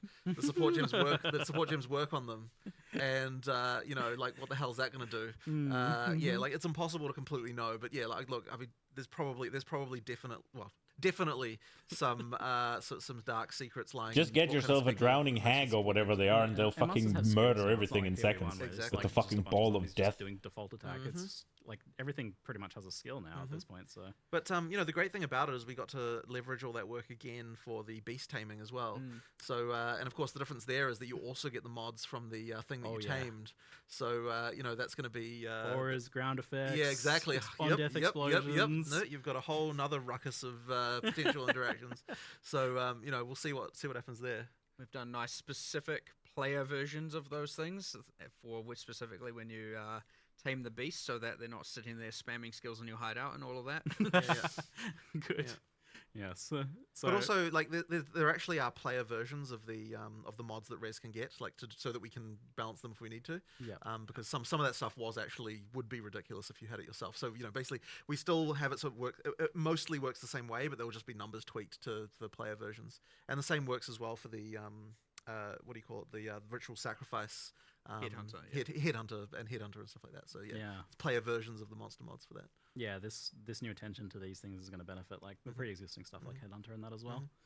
Yeah, that's insane. There's a new. Probably should let people discover it. There's a new unique charm that possesses you with a random Asmeri spirit as well, and so you get the daemons and the stats, and those technically also have player versions too. But actually, not to necessarily make things worse, to make things better, because monsters are balanced to fight player life and monster life, not in the same universe. So actually what we've done is all the things you steal that are monsters and the monster skills, like the explosions and the summoning bears and all that, we've actually specifically balanced them way up to be more effective against monster. So when you steal them, they're much more powerful actually. Just so they're not just tickling monsters and doing 1% of their life kind of thing. It was mentioned in chat actually, the whole like Asmeri modifiers and things on stuff that wouldn't transfer over with the companion system, surely. No. That would be a little bit too far, perhaps a bit unhinged. We actually had to, because this is certainly a benefit. Once you have tamed the beast, it is not tradable. And people might immediately be like, oh, so that's sad. Well, the issue is, and as much as you might want some of that, I'm sure you don't want to be carrying around a whole bunch of tame beasts in your inventory all the time. So that every single time you find a good rare, all of a sudden you have to go and... Because it would mean that finding a rare would become a thing. Yes, exactly. It's actually like this annoying, in order to make the most money, I have to be constantly thinking about and carrying around tame beasts. But then we also made it so that as soon as you activate a beast, then no one who comes into the instance after that is allowed to tame it. So you can't TFT it's like a whole, like there's like a lot of thinking about that stuff in order to make it so that, you know, it's a sad thing to have lost, but it is like, no, I'm not. I'm not. I didn't even think about that. The like needing for cheat sheets and guides exactly, and right. stuff. So you have to be really careful. You have to be so careful. This week. And like, the thing is like it's like we design this thing and then think, oh, trading beasts is going to be fun, but then you realize that the horrific reality actually of what it will turn into. It's like, but yeah, at least we're thinking about that kind of thing. But it sounds like you don't have to tame the beast again. You can just tame one and have it forever. Exactly. I thought I was going to have to tame a new one every map. Now I might be interested. I'm glad we've learned from past issues with that sort of trading. Yeah. Fantastic. So, talking about some of the other new skills, we had the addition of the Roar, which was... Maybe we could go minion cock then. Yes. But you've got it in and working now, and it looks like it's moving around pretty good. Yes. It's obviously... you've got like a big downside. If you get knocked off at heavy stun and stuff, you can't use melee from it, so it's for ranged attacks. Yeah. But it does seem like one of those things that it's going to be like everyone's going to use or no one's going to use because it's a clear speed machine. It is a concern. I mean, look, my ideal situation is that you're using it sometimes and not using it other times. Like, if you're using it like during clear, I think it will, you know, like you will definitely want to, but we want to just make sure that we've got like, you know, sort of fun things like that. And like it's just a cool fantasy. Like there's stuff like that I just want to get in. And it's like, you know, look, if it doesn't work later, if we have to nerf it, I mean, sure, I suppose. But, you know, like I want something like that to exist. You know, we believe that it is balanced as much as we can. You sound very convinced. Yes, it's balanced. It's balanced. Well, as I said earlier, you can probably get builds that get to the point of parrying indefinitely. So you can. That means you can probably get to the point of riding a rower indefinitely. Sure. Again, enough evasion and enough stagger speaking into and all of that. Yeah. Well, fundamental question actually. Like, Do you need what's damage, its though? move speed based on its own move speed? The move speed is just your move speed. Like but it's what without you the penalty. but what you don't get is the penalty for when you attack. Course. Yeah. That's the thing. But that's it's funny though, because like even though it doesn't have a move speed bonus, it feels like you're motoring when you're using it, just because of the fact you don't get that downside anymore. Like you feel like you're the fastest thing on the planet. It is when you're doing. Yeah, there are other like more mechanical benefits like. It's considered a companion, which is a kind of subclass of minion that we've added, where you can only have one of each one companion base is a keystone for another, but you can only have one of each type. So like you can have a tame beast and a rower with the keystone. Oh right, yeah. But inherently you can only have one companion. Right, so you can't use a tame beast if you're using the rower. And then there are heaps of passives for like if you have a companion, like companions while they're in your presence and all that kind of stuff. Heaps of that stuff around the bottom of the tree. Yeah, I saw you guys remade the minion damage is player damage node on the tree. It's you companion damage nodes become player damage nodes. And I was like, oh, that looks like I'm gonna take that. Well, that's the like companion where it's like more the mercenary over to ranger huntress is more like you want your one powerful minion and benefiting that benefits you and you benefit it, and there's that like, synergy between you and your companions. So since it is a companion, I like the idea of like balance wise maybe it ends up being that you're like map clearing on roller back and then you get to the boss and you dismount like old school mounted knights who charge into battle and then dismount and fight. Yep. So if it ends up like that seems like that would be a pretty cool balance for it. That should be the best way to use it, I believe. Yeah, because then you gain access to your dodge roll for the boss fight where you need it. Yeah. And does the rower then kind of do a bit when you're not on it? It can attack, but I mean, it's not exactly a huge damage source or anything. It's certainly better to stay at ranged. It's not the most durable of birds, for sure. But it acts as a distraction. Maybe I mean, it's a minion, right? Like it attacks things and does stuff. Yeah, you can support it with minion supports to make it more durable and all of that. So yeah. Oh, I mean, there's the one that's like the minion takes 10% of the damage before you do. So sacrificial bird. Yeah. Poor little guy. So that sounds. I'm looking forward to playing around with that one then. Speaking of new content, 100 new uniques this time. So how many are you aiming for? Kind of in general, is this about really like filling that roster? Well, out? we want to have every base type have a unique for the purposes of outside of boss uniques. Outside of boss uniques, we want every base type to have a a unique that you can chance. And so that was the eventual goal. One of the things, of course, that we had that was sort of a problem in early access is that because of the way, because when we were designing uniques, we kind of designed them like in order from base type up, just literally because that's the way that like spreadsheets are arranged. It's like we ended up with all the low level uniques first, kind of before the higher ones, and it was kind of it's like we didn't see that mistake coming. Like it was kind of stupid because we thought we'd get through them all, right? We were like, okay, we'll get all the uniques, and so we designed them all. It's like, okay, we'll start working on the art, just go down the list. So then we're like, oh crap, now we don't have very many in-game uniques.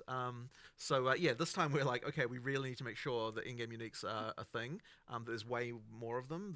So the focus really is on making sure there's lots of cool stuff to find.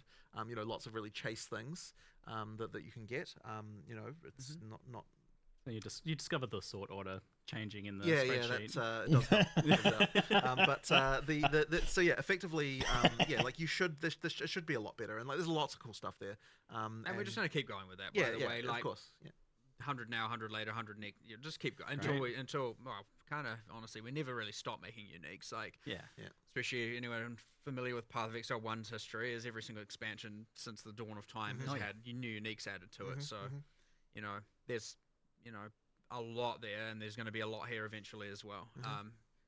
So then let's talk about the idea of like players seeing a unique and be like, 1x, that's not very good. What do you guys want uniques to be in Path of Exile 2? Like, how powerful should they be? What should they be aiming to do? And how should they affect the rares in that slot? I mean, there's always a tension because we want rares to still matter. Like, we don't want just your character to be just only full of uniques. So it really is like the role can evolve. So at the start of the game, they're really supposed to be more about that.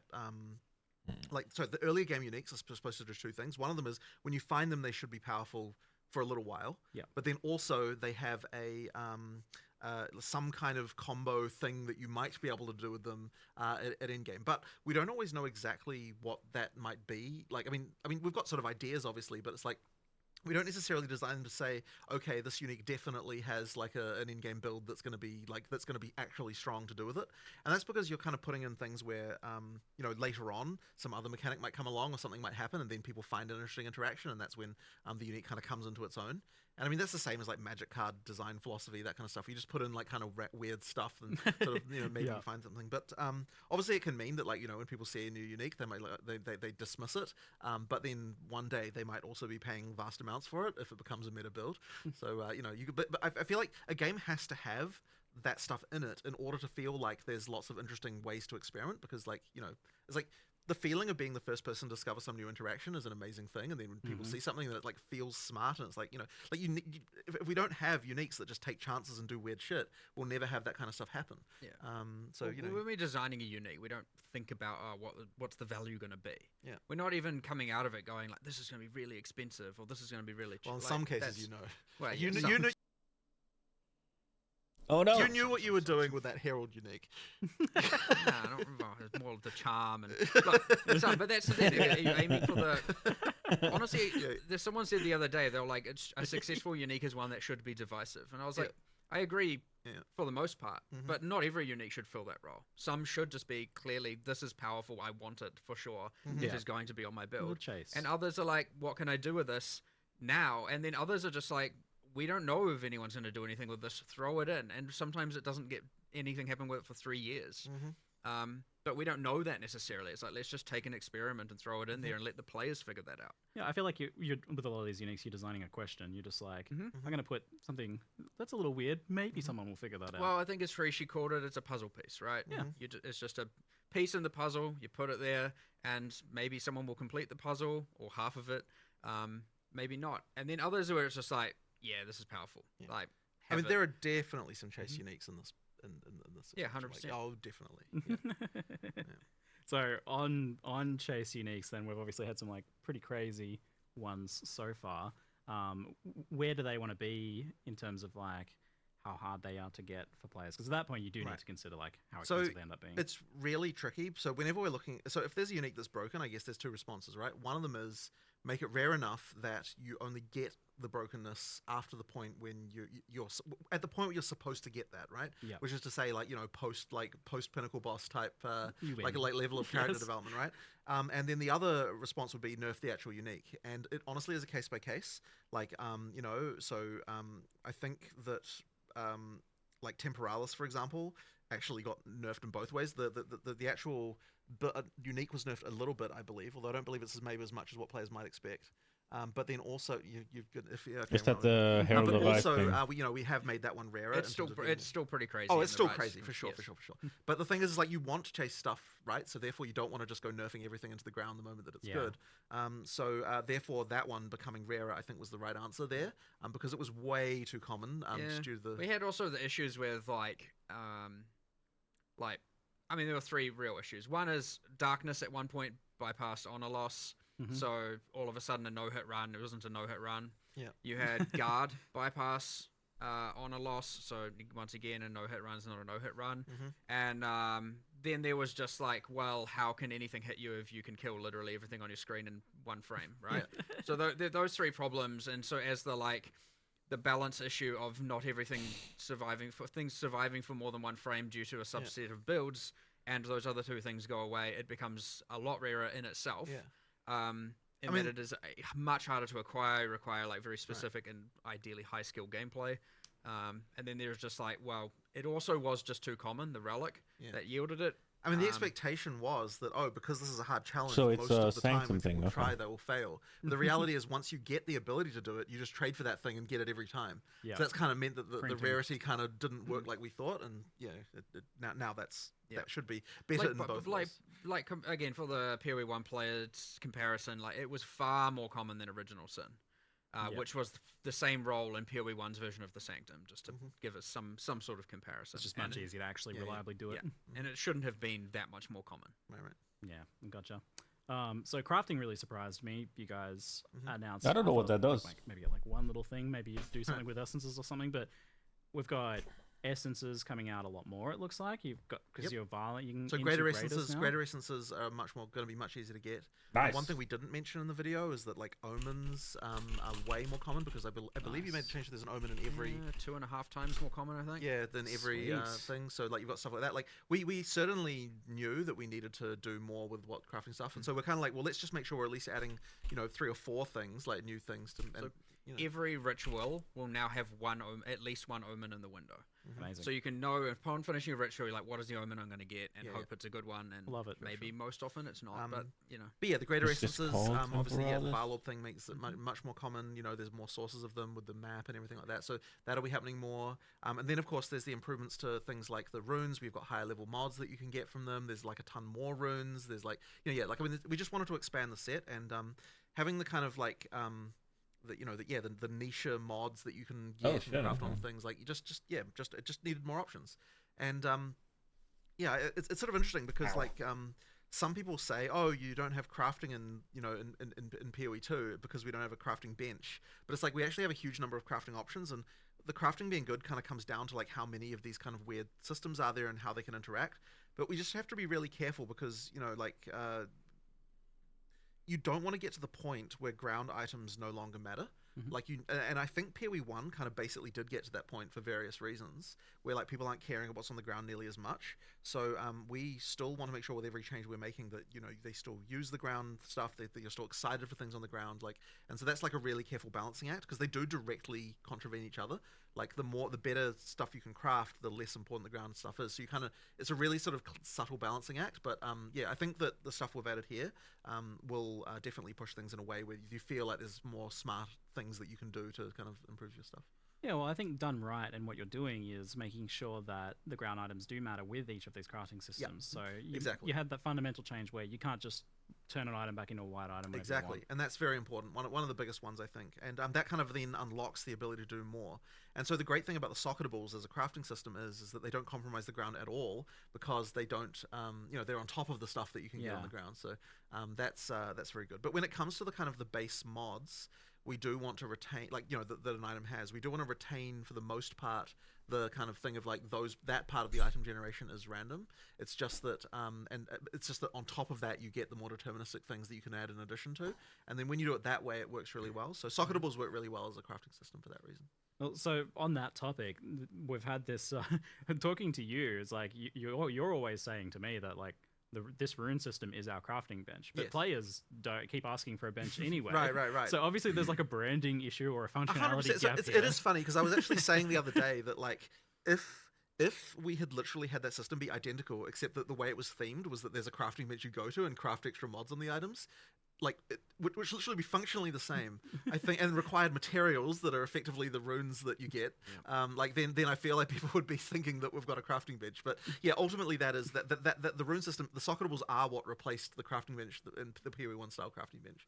And I guess it must have also been with that initial kind of output of them was just not as many options as 100% as well. So that is the issue, and that's because they were relatively late in development. So now we're just sort of expanding that, and we'll continue to add more socketables probably with every release, right? We'll add more categories of them, they'll do different things. It's like expanding the kind of type of mods, because there is a thing where it's the more in the base mod pool for items, there can only be things that are really fundamental, and so anything that's kind of out there we don't want to put in the base mod pool, because then you end up with this sort of situation where you get items and they've got random shit you don't care about. The crafting is where you want to have all of the kind of stuff that's very build specific. And so adding more mods to that pool so that you can do that is the right idea. Why is it that you can't socket and rune some things, like non-attack weapons, for example? Well, it was more just a choice for asymmetry, where we just wanted these things to feel different. There was also just a little bit of in the future we'll add some system where we can do something else there, and so just not having everything be completely identical, much like how the quality on those weapons works differently, where it affects the skill as opposed to just base damage. I do think it is something that we should be probably looking into sooner rather than later, though. Yeah. Because the asymmetry things, it's good to have like not everything be super homogeneous, but because we're talking about the importance of it being that extra layer of control over your items, which you just don't have if you're doing spellcaster. Oh, maybe we'll add an Arcanist's bench and theme it that way for the okay. All right, you forced my hand. I have to bring this up now. Can we get some sort of like cohesive, all-in-one bench for disenchanting, salvaging, selling for gold, Arcanist benching at endgame? I get in the campaign having these things be separate, but like at endgame, it's so much clicky. You're not happy work. enough with them just being next to each other, putting them next to each other, and you No. All right. Well, that's all right. I'll think about that one. Okay, good. Yeah. I planted the seeds at least. Yeah. Okay. I've done my part. Right. There's ways. Max, there's ways. I like the sounds of that. Well, at least for endgame. Like, yeah, that's I what I do. figure, yeah. I don't want the world to not feel like it makes sense. Absolutely. So, But having it that you can just like you've got your hideout where they're all It would have to be a hideout related thing. Yeah. That makes sense. I mean, people are putting their NPCs within each other's personal space anyway, so Yeah. the law goes out the window at that point. For sure. So we've also got Fractured, crafted via an orb from the cleansed monsters. How rare are those? how do you quantify rarity like that? They drop from the monsters. I can't remember the exact number, but like I think I was kind of saying like 1 per biome, which is the kind of total blob of cleansed monsters. But then that obviously does get affected by things like pack size and all that on top of that. Yeah. So is that like 5 maps or something? Well, it depends on how many of them you kill as corrupted.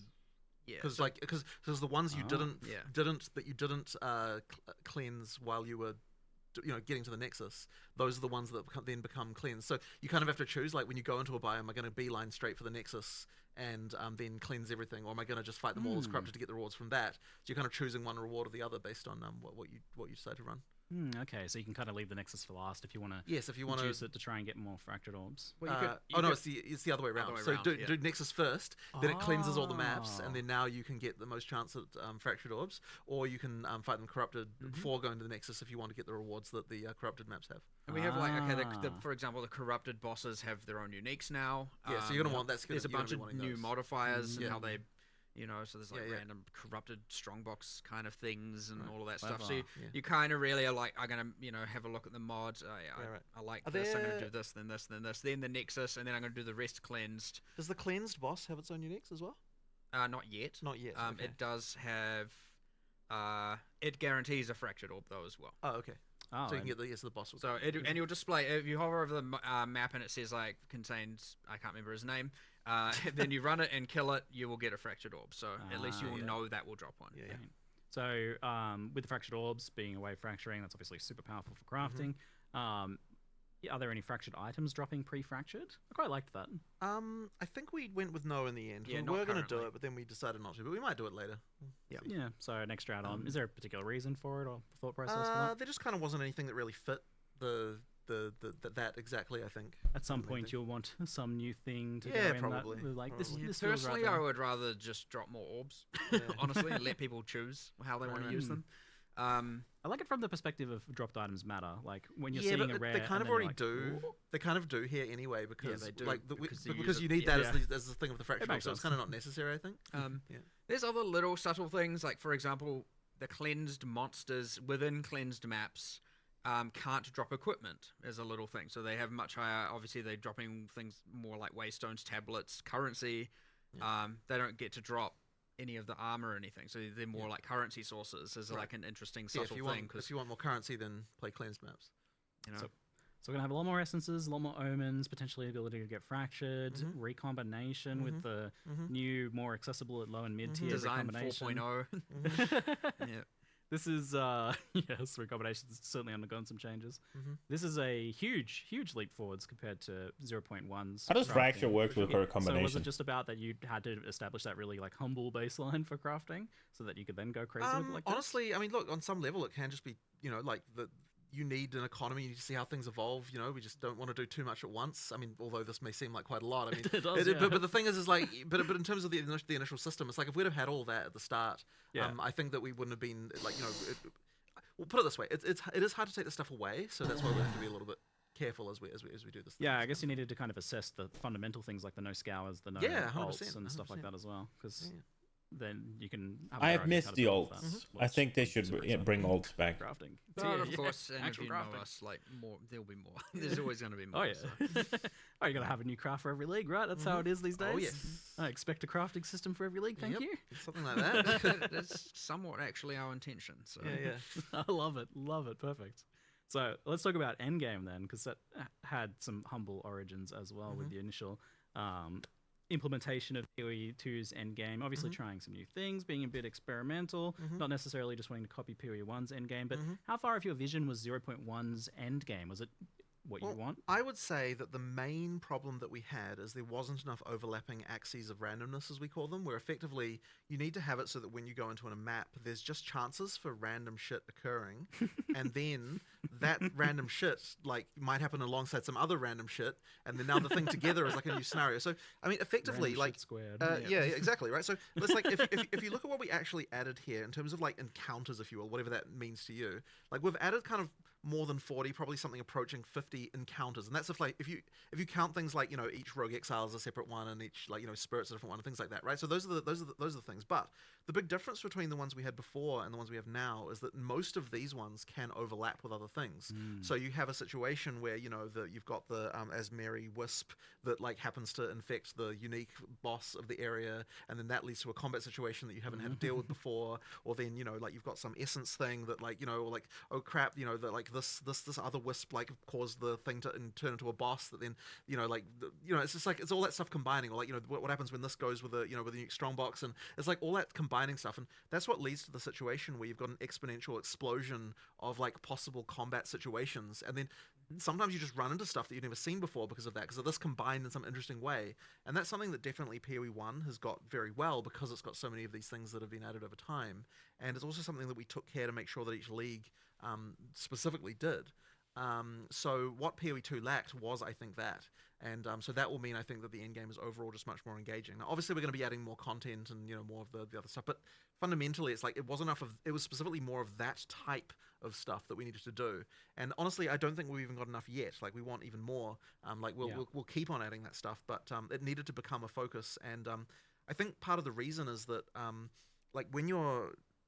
when we're first working on the end game, it's like we need to come up with the big ticket items, right? Like what are the the league things and like the maps, and we need to come up with all that stuff. And so it's the little detaily kind of things that kind of a little bit require a bit more like time and stuff to work on, even though they're actually like relatively efficient to make. Like we can make a lot of them when we do actually sit down and design them, because they're like making a new strongbox, like sure it's work, but it doesn't take like that long, if you know what I mean. But it is but it is that stuff that really adds all the flavor and kind of interest. So we'll just be continuing to do that through the game. And I mean, even yesterday we were having a conversation about like making it so more of the maps, even just like regular maps, have more interesting just little things that happen in them and stuff like that. Like more like what the campaign has. Love that. So we haven't like got there yet, but like as through early access, we'll definitely be just like introducing more of those little details everywhere, so that you get the interesting things happening. Yeah, so a bit like those exploration mechanics in campaigns. 100%, yeah, exactly. That's just we just want to make sure that you feel that same way through the end game as well, and with the leagues as well.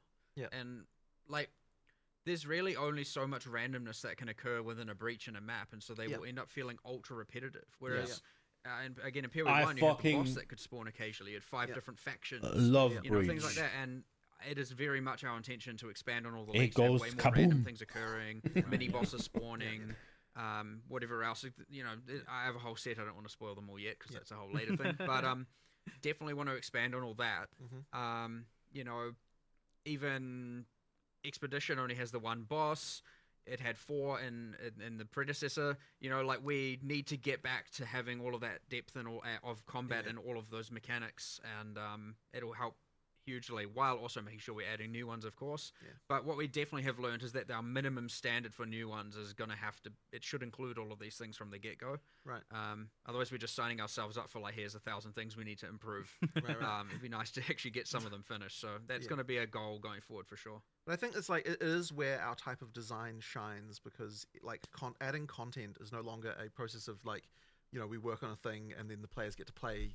Like it gets into a situation where like adding content has more value than just the content itself. It like because it adds to everything else too, and so that kind of makes it feel like the world gets like larger in much larger proportion than what you have. And so like it's an n squared thing where like the square of all the stuff we add. So that, like basically it'll feel like it's ramping up in terms of interest as we add more content rather than just feeling like you're just continuing like rather than every league feeling like you just add the same amount. It'll feel like it gets even bigger each time. Yeah, like when you add Asmeri Wisps, that's not just about adding that. It interacts with all the other things that already exist that it can go ahead and affect. So that's tackling one of the, ultimately, I think the biggest things is just that like the core basic mapping of running an empty map was boring, and that's never that was ass. Obviously. So So like some of the issues there, I guess, as well that were exacerbated by that problem was the fact that the maps were so big and that there were so many of them. Obviously, that's getting a lot better with the maps themselves becoming much more interesting.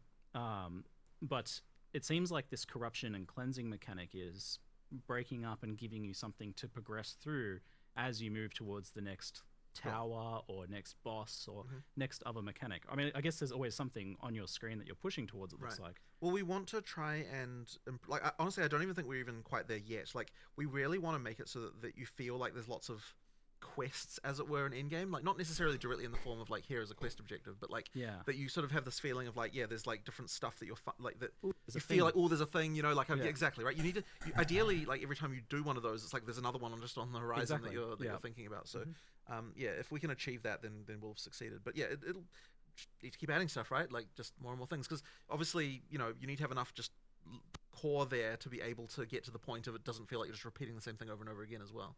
It seemed like this like explorable world map thing that you did for Endgame, being like looking like a physical actual map, was really wanting us to explore, but that wasn't really much of that. So you kind of well, I mean, ideally we can. It's just about content really at that point. You just need to add more and more, and we'll keep on adding more. And this 100% get more. And 0 to 0, I think, goes a long way to improving that for sure. So with the corruption mechanic now, you're going to see some corruption on the map, and you're going to want to go there because it's a system that you can interact with. Exactly, and it's your skill points. yes. So you're unlocking skill points from that, which means you're unlocking more of the Atlas tree earlier on. Your first Nexus, you have to run at a tier 1 map. And it will drop 2 skill points. It'll give you your first 2 skill points. Awesome. And then you're like, all right, where's my next Nexus? That's where I'm going for my next 2. And then your next one, and you have to do them 1 tier higher every time. So the second one you got to do at tier 2 to get your skill points and so on and so forth. It's not just grind 10 maps. Yeah, that was terrible. Good. I love it. So yeah, it is very much like let's go and clear these corrupted Nexus, and then it's like, well, and there's the whole mechanic around it. But yeah, if you want to just like I want to get my points as fast as possible, just go Nexus to Nexus to Nexus and get as many as you can. If you're like, oh, I can't see any Nexus, maybe go to a tower to reveal more, and then what you're doing way less frequently, mind you, thank goodness. Yes. But yeah, it's a lot more objective driven as opposed to just again random grind and random exploration. There's at least, and you should be seeing a pretty decent chunk of unique maps. I was going to ask, Nice. I call them it's unique funny, maps. it's funny because I was pointing out to Matt the other day that the distinction between a unique map and a normal, like there is no distinction anymore. We shouldn't even look at it that way. Like it should be that every map is like unique in some sense. There's not a unique. There's not a unique. We do have an icon for it because they are kind of in a different echelon. Yeah. But yes, technically, unique map is a name that's a holdover from Period 1. Yeah, because you can use mods with them with Waystones anyway, so it doesn't. There's no actual reason for a unique to be any different than a normal map. You can craft it and enhance it. It really just comes down to how rare they are relative to other things, right? So. And how rare are they? I mean, maybe in so hard to terms explain. of player screen. Yeah, I mean, look, as I said, I think how many screens? How many? I had the numbers, I just don't remember them.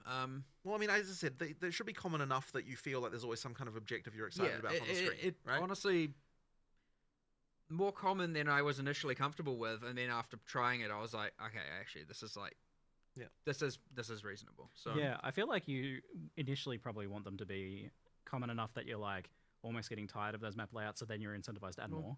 The good thing is, by the way, by adding more here, we didn't just keep them the same commonality as the 2 that existed. They are just more common. It's not like part of the reason it wasn't as common before is because there was only 2, and that would have just been repetitive and boring. One of the other restrictions is that the Vault of Kamasa was restricted to the Val City biome, so to speak, and that was one of the Citadel biomes. That's like one of the rarest and latest, Yes. So it's like we've not only made that more common within that biome, but a lot of the new ones, in fact, all of the new ones aren't restricted to those city biomes, and thus they are appearing more frequently. And some of them are like, oh, you want deserts because they give you the essence map, or you want the mountain because they can give you this and that, So like, ideally, there's a little bit of just like you see the edge of a desert, and you're like, oh my god, please. Yes. Okay. So that's what I was going to say. This like idea of exploration is like I felt there needed to be something. That's where, cool like, as you're fuck. actually pushing into a biome because there's that one node that like affected your drop slightly, but obviously that's not much. The one that was the shattered lakes, for example, as you can probably imagine, only spawns in the water biome, and so there's a little bit of like and so does Untainted Paradise, and so does one other. So there are actually 3 special maps that can spawn only in the water. So go to the water.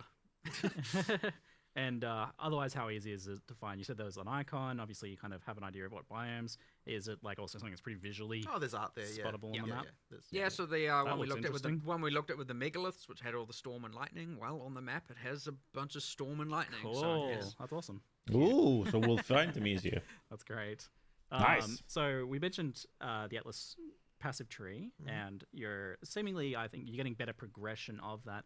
But definitely an issue I had with it personally was that it felt very top heavy, both for the core one and also especially for the league mechanics, where like the league mechanics, you don't get points until you kill the bosses, which to me feels like the end of it for most players. That kind of was the original pitch of that, and I wouldn't say that's really changing here, but there is more we want to do with that, and I think that it could be made better, but 020 isn't getting a change there to that side. But in terms of the actual core Atlas, it definitely is. You know, like you're getting that earlier. There's more. It's a bigger tree. There's more interesting stuff. There's subtle changes to getting them in the sense that, like, for example, the difficulty 0 pinnacle bosses are way lower life. Well, that's actually now. good. That's actually a very good point. So yes, difficulty 0 is now like half the life that it had before. Oh Jesus! Okay. So that's like a pretty substantial difficulty change. 4 is currently the same. As what it was before. So it's same top end, but like easy, more accessible for more people at the bottom end. Right. And then also because of like due to the reliquary key working the way it does, all pinnacle bosses can drop all uniques at all difficulties, except they are like substantially less common at difficulty 0, but you feel way less bad for running them at that point now. Right. So again, it's just opening that up to a lot more people to farm, and it's not so much dependent on if your build can't do difficulty 4, you're not really a viable character kind of mindset. So much more easy onboarding for those. Which will give you your first sets of points certainly a lot easier now. That being said, not if you're playing the most broken build of all time, because you're probably nerfed into the ground, let's be real. So with your new build, we'll have to see how that balance goes. With their new broken build. Yeah, sure. Yeah, one of those specters. Yeah. Anyway, the ultimate point being, you're certainly going to get those initial set of points easier than before. However, you are right that something isn't quite right there still, and I do need to kind of explore. We are going to do more with this like later. We've talked about this issue, but we didn't have time to do anything about it in 020 as much. Have you at least upped the chance of the King of the Mist invitation?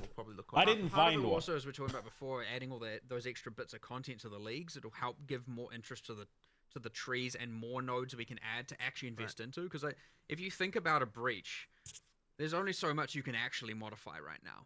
Right, there's a level of radius, speed, density of monsters, and like there's the standard stuff with monsters, but like you can only go so far when you don't have all of that depth of different factions and different bosses and different mini bosses and different itemization or additional things with catalysts and whatnot. Like you are quite limited in how expansive a tree can be, and so it'd be nice to get those things in and also kind of look at the trees at the same time and reevaluate how that works, just so we can have them be more interesting while we're at it. Right. But yeah. And now with the pinnacle bosses, if you're like halfway through a level, you don't need to. Oh, maybe I'll do that when I get the rest of the level now. Yes, that was a good change. So yeah, as he was saying, as you were saying, you no longer gain experience or lose experience anymore from Pinnacle, so you could just feel free to do them anytime. I think that's just a straight up upgrade, and I think that it's not like you were playing Pinnacle bosses for experience. No. So it does the downside is not. I mean, it depends on what you mean by experience, right? Like the nice thing of really just keeping like if we add more leagues, for example, and we end up with a Domain of Timeless Conflict problem, where it's just like rotations to max level, like ultra. Yes, we don't want that type of content to be the way you level. At least now we can say maps are the way you level. Like that is what you're doing. And sure, you might get some sort of unique map rotation here, and maybe not. I don't know. It depends. But hopefully we can avoid that. But either way, like it's just really you're playing in maps to level, and that's what you're doing. And there's something nice about that. Content, right? At least until we've added Delve. Well, sure. I mean, there will be future parallel in-game systems. Confirmed. Right? I know you want to do something like Delve. Yes. You're a fan. You're a fan. I mean, you made the end game look like Delve, so. Yeah. But yeah, that's been a long-term problem, and one we need to properly apply to the other game as well. The whole can't do my content because I got a level, and I'm like, even if you're only like 15% in, you're like, oh. Yeah. It's just not as bad. Yeah. It's just not as bad in PoE1 because the leveling is faster. Yeah, it's so true. it hasn't been on our radar as much. So speaking of like map progression, there's been some fundamental changes there. You're telling me that now you can no longer drop maps below your current level of map. It's correct. So yes, you no longer get if you're playing a T5 map, you're only going to get T5 maps, or if there's a boss there, a T6 map. But we've also smoothed the way the whole progression works. So we've actually the map drops are way less random now entirely. When you kill the last rare in a map, that has a it can affect. At T1, that was a 100% chance to drop another map of the same tier. And then as you go up the tiers, you can still sustain that using Waystone chance. So effectively, it's de-randomized that a lot. And then there are several ways that you can get upgrades. So in terms of going up the tiers. So one of them is that when you kill a boss, that's a guaranteed +1 upgrade. Then of course you can still cube them up, 3-to-1 recipe to go up a level, or you can run it corrupted. And if you're running a corrupted map, then because it drops the same tier, that's like a sort of guaranteed. When I say corrupted, I mean the one that Varlorb corrupting up +1. That lets you do the run them the same level as well. So you've kind of got those three options, but it's much more intentional now. It's like if you're going up maps, it's like you're deciding, okay, this is a thing I am doing. You don't just kind of have that like it doesn't just happen. So it's kind of supposed to make the jump like. If you're just looking to sustain, you can do that, pretty much guaranteed. And unless you're dying more than the number of times you've got portals, which is obviously the thing now that you can go through portals again, the sustain is going to be a lot easier if you are dying. But then it's like once you've achieved that, it's like okay, you effectively can sustain forever. Like the cases where people just drop off the bottom and have issues should be like way less common. Ultimately, it's way less random. Way more deterministic. And so they said you only have one portal. Do you also only have one portal to go for loot? As long as you're able to do the not die all the time, you will sustain that tier forever. Right. Assuming you can roll enough, that high enough mod count. And there is a boss here, I'm going to go up a tier. And you go for the boss, you kill the boss, you go up a tier. And if you... and then you sustain that tier forever as long as you can do the difficulty. It's just very clean. And if you're adding more mods, which you do need to be doing to continue to maintain 100% ability to go up tiers, then and if you're doing that early, you're getting more maps than what other people are getting, which means you can do the cubing as well. Like it's just kind of like it just much more effectively gets the thing where good players can advance at the right speed, normal players don't fall off the bottom of the curve. It kind of solves all of those issues without, but also you're not going to have just like hordes of low level waystones that you don't need as well. So and just no, it does. There are still you can get to the highest tiers relatively quickly. You have to prove you're good enough, your character's good enough, but if you're doing it, you get there, right? It's pretty quick, and you can take it at your own leisure as well, and that's completely fine. So it's not like, oh, we've made it way longer to get to tier 15. Like, none of that is really the case. It's just that before you could luck into getting to tier 15 quickly, with some level of, biasing the luck, of course. Or you could just be like, what the heck, I'm like constantly running out and have a really bad time. Right. And so now it's just way, way more like predictable, and honestly, it probably has way more of an impact on the sustain problem, which we didn't really, which we talked about, which is the respawning. I would argue this thing has like way, way, way more impact on map sustain than the respawning does. I mean, obviously, if they're paired, then they relate. You need both because because the guaranteed drop comes from the final rare. So if you were just dying, you would never get it. So the respawning is necessary in order to make it so that that's going to happen for players who and obviously as it gets more difficult, and you get less portals, you start to get to the point where you're going to run into trouble. But if you're a good player, you should be able to get up into the top and sustain very well. Yep. You mentioned the idea of maps dropping magic by default. Yes. Is that something you're still doing, or? I believe it is. But no, actually, wait. But there wasn't a concern about that, which I wanted to talk to you about later. Maybe not. Yeah, we'll talk about that later because the concern was raised that I think is valid. So we were going to make it so that maps drop magic and above, but we're actually. The fuck you're going to use alchemy orbs for then? Later on. Well, non-decided. Yeah, undecided. Yeah. Undecided, yeah. You thought it was decided. I just Got a week left. Yeah, we've got a week left. It's fine. Still figuring. It sounds like much more deterministic progression But if yes, you're that's able to the main prove thing. the power that you That's- have. that's the Well, main it thing, just yeah. should be, am I strong enough to do this? Yes, I can do it. Right. Not, am I lucky enough to do this, and Yeah. am I strong enough to do this? Great. One of those axes, get out of here. Love it. So we've got Rogue Exiles populating the maps now. How common are these guys, especially with unique, since you get their unique guaranteed? I love that. The whole... It's 1 in 8%, 1 in 12.5 to start with, but of course Atlas Tree be Atlas Tree. So you can speak into that. And is there like a map modifier for that or something to guarantee it? Or something there like that? are. I think in this case, this one is the exception, whereas you can get normally guaranteed of the other things. We wanted the Exiles to be one that you can't just guarantee all the time. They don't always have uniques. Yeah. But when they do, they're using them. The AI is very cool, like how it works. I mean, they can have 0, 1, 2. I mean, there's nothing stopping them from having uniques in every slot. What? But like, it is. There's a chance that would be. It is incredibly low. absurdly rare. I assume it's just rolled per slot, basically, right? Yeah, it is it's rolled per slot. yeah. So Yeah. But So you we're talking might have like a line of just fraction of a fraction of a percent Yeah, for like exactly. all of them, but still like 5 or something like that. Yeah. it can happen. But they have quite a lot, like, because they're a player, the assumption is that their other gear is also relatively good, so they do generally drop more biased towards dropping higher tier rares and stuff like that. Yeah, so. they're doing that like full set of items because you've killed a player. Yep. Cool, I like that. I always love that little thing. And I feel like it's even more important here in PoE2, so that's awesome. But just some of those will be unique, maybe. We wanted them to be less common than the other content, but like way more exhilarating when you find them. Yeah.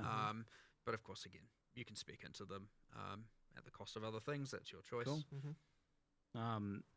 Is there going to be some sort of like warning that they're coming, or are you going to know they're in the map ahead of time, or are you just going to get ambushed by these guys? Leaf zone from off You screen? won't know they're in the map ahead of time, much like anything random you run into. But they talk though, and they'll say something before They monologue before they murder you. They do, Don't know if I'd go to quite the level of Again, monologue. when I said some insult you, I'm not joking. Like some do literally insult you, and I believe one of the monks is a pacifist, and he's like, I don't want to do this. Don't force my hand. He'll do it anyway. But, I'm not. Yeah. I'm just. You're just like running away. Yeah, He's like, exactly. don't make me Don't do force my this." hand. Yeah, exactly. well, look, you can just run away. You know, I really like the here's an occasional spike in difficulty, and again, it's important that they are relatively rare for that reason as well. But I do want it to be when you find one, you are very excited to kill it, and of course, even though they portal out, you still have your number of portals you have. So unless you're running like a full 6 modded Waystone, just get back in there and he's gone, or whatever. You've lost your uniques or non-uniques, whatever they had, but either way, just move on, you know? I mean, you guys were somewhat forgiving with this. You didn't make it so that they take your items. Yes. That's an event at some Don't point. give me that perhaps. idea. That's maybe a 1 week event or something in the future. Pretty it's like, easy to do. just take one of your items. And then you got a nemesis system where you can find them and try and get it back in the future. Yeah, that's it's patented. You're not allowed. I know tame's the right higher Exile. You run up and you can quickly be like, take 1,000,000 gold. Just give him a little snack. Like, yeah, you want to follow me? I mean, to be fair, that would be a fun system. It actually would. That's actually not a bad Running idea. up and just being like, hey, I'm here, give me 100,000 gold and I'll be your ally. Is kind of I know you've Come tinkered with the idea of a hireling system at points Yeah, in the well, we past, so now you've got your mercenary hireling system, right? Rogue Exiles. They recruit the one with good uniques. We'll see. We'll see. Going down a little bit of a rabbit hole here. Yep. So we did have some League mechanics come over from Path of Exile 1 to Path of Exile 2. You're going to be looking to port more over? Are you going to be doing some unique ones that we haven't seen before? I mean, we're definitely going to be doing more unique ones that are, that are just completely different outside of what we've done in PoE 1. Absolutely. But I mean, I think that sort of the hope in the long term is that each, as we kind of get, past the end of early access and as we're sort of, just going out, that each time we do something, we're both adding a completely new League mechanic, but also potentially bring something back as well, kind of like as another additional kind of like, here's another fun thing. So that's probably sort of what I imagine will happen. But it kind of really is case by case. Like some things we don't want to bring back, some things we do, and my opinion can change on a dime as well. Like if someone suggests like a new way to interpret something, then I might be like, oh, actually that is great. So, it honestly, people assume. I'm still curious about whether or not you only have one portal in reality, on a 6. It's like it's very much responsive to like what's happening. Because they say you only have one portal. The plan. Does that mean I can't go out and in for loot? Plan relates to the things that like are definitely happening, right? You know, you're talking acts, you're talking classes, you're talking like all that stuff is like definitely, you know, like that's happening. It takes a long time to produce. It sort of happens in the background. You've got outsources. I thought they wanted you to be able to go in and out for loot. And then all the kind of like more incidentally stuff is very much like, oh, you know, let's do something cool. Let's just make this. What if we do this? You know, and we don't have a, you know, I don't have a plan for the next, you know, 12 strong boxes. It's just, you know, just come up with an idea and like, you know, that's cool. You know, just a fun little project for a designer to work on. How do you feel like some of the ones that were, I felt somewhat definitively part of Exile 1 in terms of clear speed, like Breach, for example, have settled into PoE 2? Do you feel like they're... I feel like I'm stupid because they haven't asked it. It seems like a massive question. I think Breach is, I mean, look, Breach is fun, right? I certainly wouldn't want to remove it. I don't know about, like, I mean, there's probably been some balance changes to it. I mean, it was spawning too many. It has. Yeah, let's just say that without a doubt. It's much better now to PoE 2 standards, yeah. It's like currently on PoE 2, it's just too out of control. It just needs to chill. Right. There was a little bit of an assumption made where it was just like, well, you'll get overwhelmed by monsters and it's more a matter of survive as long as you can. And then, of course, because you get self-propagating herald builds that are just literally can kill anything. Which, by the way, heralds don't self-propagate anymore. Just get that out of the way. Right? No! The power of the characters kind of distorted the league balance in a way where it's like we have to, you know, make some changes. So yes, like it's coming down a bit. I think we saw that one coming. Yeah, 100%. I mean, look, there's a lot of things that people will say they saw coming, but it certainly does end up being the case that like the patch notes are, you know, so by the way, we aren't releasing them at the end of this live stream. We're going to be releasing them next week. But they are going to feel like a bit of a nerf fest for sure because like there's a lot of things that needed to get. Let's talk balance. All right. My expectations and anticipations are that this first one is going to be an absolute wrecking ball of chaos and carnage, and see where things land. Yeah. But then maybe over time it'll become a sledgehammer, and then like a fine carpenter hammer. Sure, that definitely should be the case. As I said earlier, it's like 10,000 things will change this time. 5,000 things will change next time. Then hopefully we can halve it every single time. People should really be going in with the expectation that like nothing they knew about how the game was balanced before is the same. Just forget everything you know. Like, you know, exactly. So basically we'll that kind of just means that like, you know, everyone who's finding builds, like do it again. Like you are going to find more shit that is like outrageously broken again, but it is not going to be the same shit that was broken before. So attribute stacking, get out of here. Yeah, exactly. So I mean, it's damn. The hope is though that yes, you're right. It'll stabilize to the point, and like it will take time, but we will get to the point where we no longer have things that are easy to become outrageous with. Right, like the idea is like it shouldn't be that you can just slap a combination of supports together and then like you're just like destroying pinnacles in 14 seconds. You know, like it should be that. 14's a long time. Yeah, okay, sure. But you mean 14? That sounds like terrible. Exactly. That's not even on PoE. Yeah, no, but that's what I'm saying is with no items, right? But anyway, so the point is that like the first time you fight a pinnacle, it should be a bit of a fight. But then of course you do get back to the ability after, you know, like when like kind of like continuing to expand, like continue to develop your character post pinnacle to the point of being able to annihilate them in seconds. Yeah. But it's just like that has to be earned. It can't just be that like just a combination of supports that you can get trivially will do that. Or like a common unique, you know, and then that's it. Yeah, exactly, you know, right? So, but it can be. But but if you get Temporalis, you know, it's like, well, now, you know, like now you've got some shit going on. But it really has to be that, you know, there is an economic factor involved in becoming ridiculous. Yes. And so it's when that's not the case that we have a problem that we need to hit shit with a big giant balance sledgehammer. Yeah. So originally I was going to come in and like. I'm really scared that they're gonna make the map super fucking tedious. I like the idea instead of focusing on. That's what the Herald tech does. It just annihilates maps, and it's so cool. What are your metrics? If they don't want that, a number of like damage / how fast you kill a pinnacle boss. Yeah. That you're aiming for, and then how much players can exceed that, and you're like. Yeah. So it really should be that you're not killing, as I said, not killing pinnacle bosses that fast at the moment. Like a good sort of benchmark for like just a guy walks in and like has kind of got something that's like not stupid, but also like not like doing something, you know, like not crazy. And we kind of imagine that they should have about 50k DPS doing something like that. But at the same time, anything up to 500k DPS is 10 times, is also okay. And that'll take you from taking a 3-minute fight down to like a 20-second fight. Like, that's your range of like potentially acceptable kind of things going on. But if you're doing above that, then you're in like, we're probably going to nerf you territory at some point. So that's kind of like the thing. Now, it's worth mentioning that like we've lowered like the life of pinnacle bosses to get that to be right, and sort of things like the difference between a T15 boss and a pinnacle boss was just way too much. So that has been that's been sorted out. Like, it's things like that we just need to sort of get things in the right place here. So that's a sort of expectation. Now, obviously, people are going to still find ways to get 10 million DPS somehow, I'm sure, even though we're like nerfing many things. But the thing I think that when we're talking about nerfs and how we want to do, my key thing that I want to try and achieve always is that whenever we're nerfing something, we're only nerfing the thing that was particularly like we're nerfing as little as possible to make it so that the average Joe who works in and just tries to do stuff is not getting affected by it. Yeah. Like, it should only be the like ridiculously broken synergy thing that kind of like has some way of dealing with it that's actually affected by this.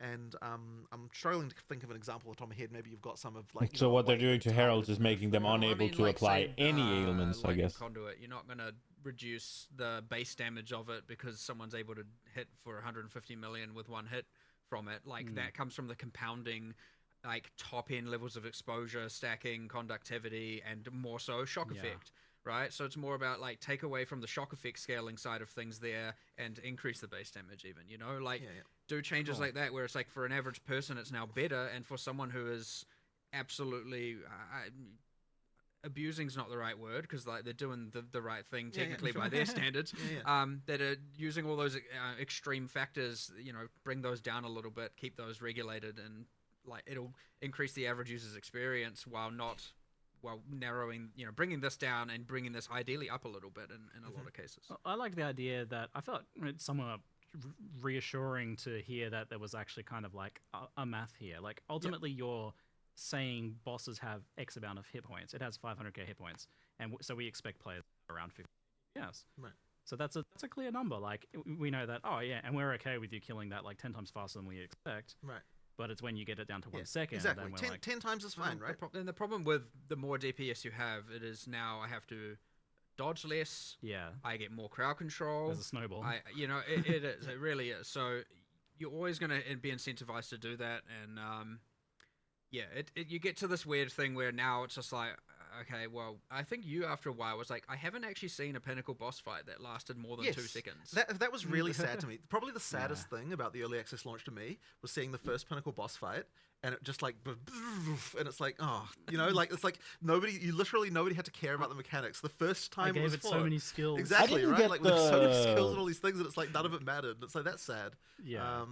I absolutely annihilated him as well. I didn't get the.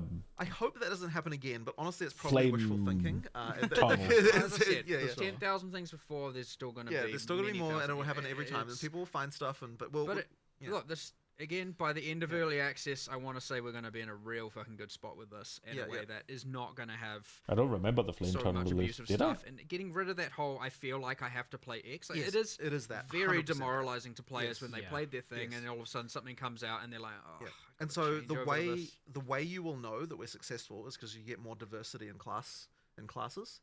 Because it means that there's no longer the thing that everyone has to play because it's easy to be I mean, you definitely saw that where it's like the comments of any build guide, it's like, oh, another Archmage build. Oh, exactly. It's just Heralds again. Exactly. It's like, this isn't even a build, this is just Herald again. You go look at like, what are all crossbow people playing? And crossbows is actually the least used weapon type. And so you specifically start there and you're like, okay, well, here's how much people are using these skills. Hand of Wisdom in action, Hand of Wisdom in action, Hand of Wisdom. Okay, well, never mind. The crossbows are relevant, right? Yeah. Even without stat stacking, still better. Yeah, and it's like, okay, well, obviously take some away from there, and then it's like, okay, well, what are you left with? Well, you're still left with probably crossbows are bad. So what do you have to do? And it's like, crossbows now, for example, just a quick change is like, instead of using one-handed damage mods for added damage, they use two-handed and their base damage. And then all the skills now have a higher growth per level because they scale with other external factors like attack speed less because they have the reload time. So they will be getting more damage per level, whereas before, most skills were very consistently growing per level. So almost every spell would get the same amount of damage per level regardless of everything else it had. And this is how you got things like Spark just being the dominant skill, out of control because it scales not only that, it scales obviously the number of projectiles kind of out of control, and with projectile and duration and other multiplicative scaling factors, you'll end up with just like, well, of course I'm just going to spark everywhere. And so now it's like, well, spark has these other multiplicative things, so it should get less damage per level. And this wasn't PoE 1 and was the right answer, and we somehow didn't replicate that exact thing that we did.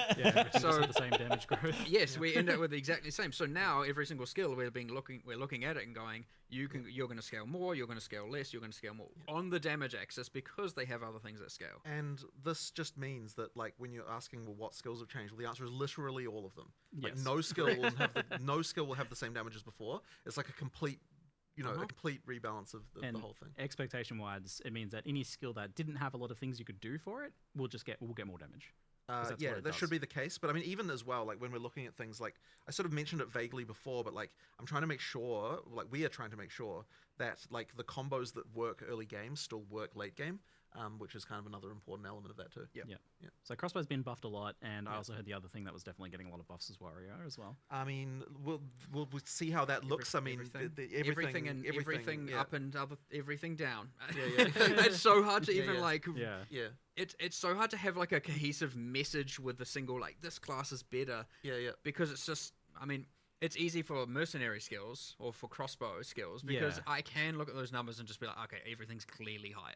Yeah, but then in others, it's like it's too the easy thing with to Warrior. say. Like Warrior was like in many cases there was a lot of things that it was actually not bad. Like it was good in many ways. But then it didn't have anything that was outrageously broken like how the other classes did. Yeah, in the same and way. it didn't gel with players in many ways as well. I mean, we've also done balance changes on literally every Ascendancy class as well. Yep.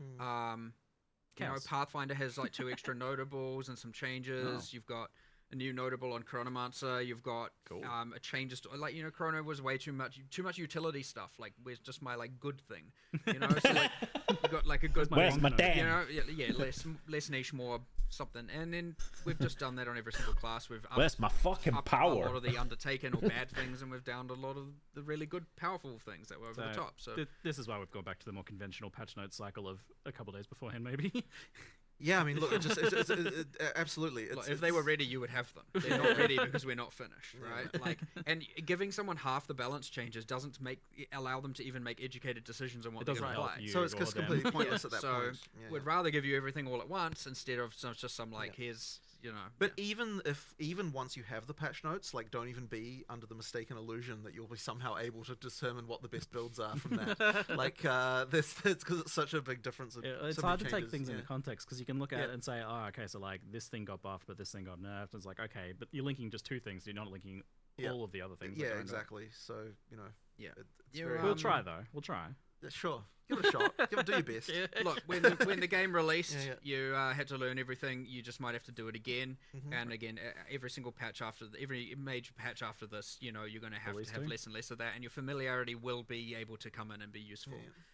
So at least from a balance perspective at this point, like it's not like we've structurally changed the campaign and all that. So you have still a lot of information and knowledge that is going to help you play the game better anyway on your second. I mean, a lot of people maybe made multiple characters, but for a lot of people this might just be their second character. So they're certainly going to be more equipped. And we've had the races, so you've been able to see how the best people play. There's definitely some good tips to learn from there. That lever skip with the portal, oof, beautiful. It's my favorite. On the slightly bigger picture as well, like life and armor versus energy shields, are you happy with kind of where either of those are at, or what do you kind of hope to achieve with them? Energy shields certainly, I mean, primarily due to Grim Feast. And like mana stacking being a little bit out of control that's been too strong on more the int side of defense for sure. Expect some pretty drastic changes there.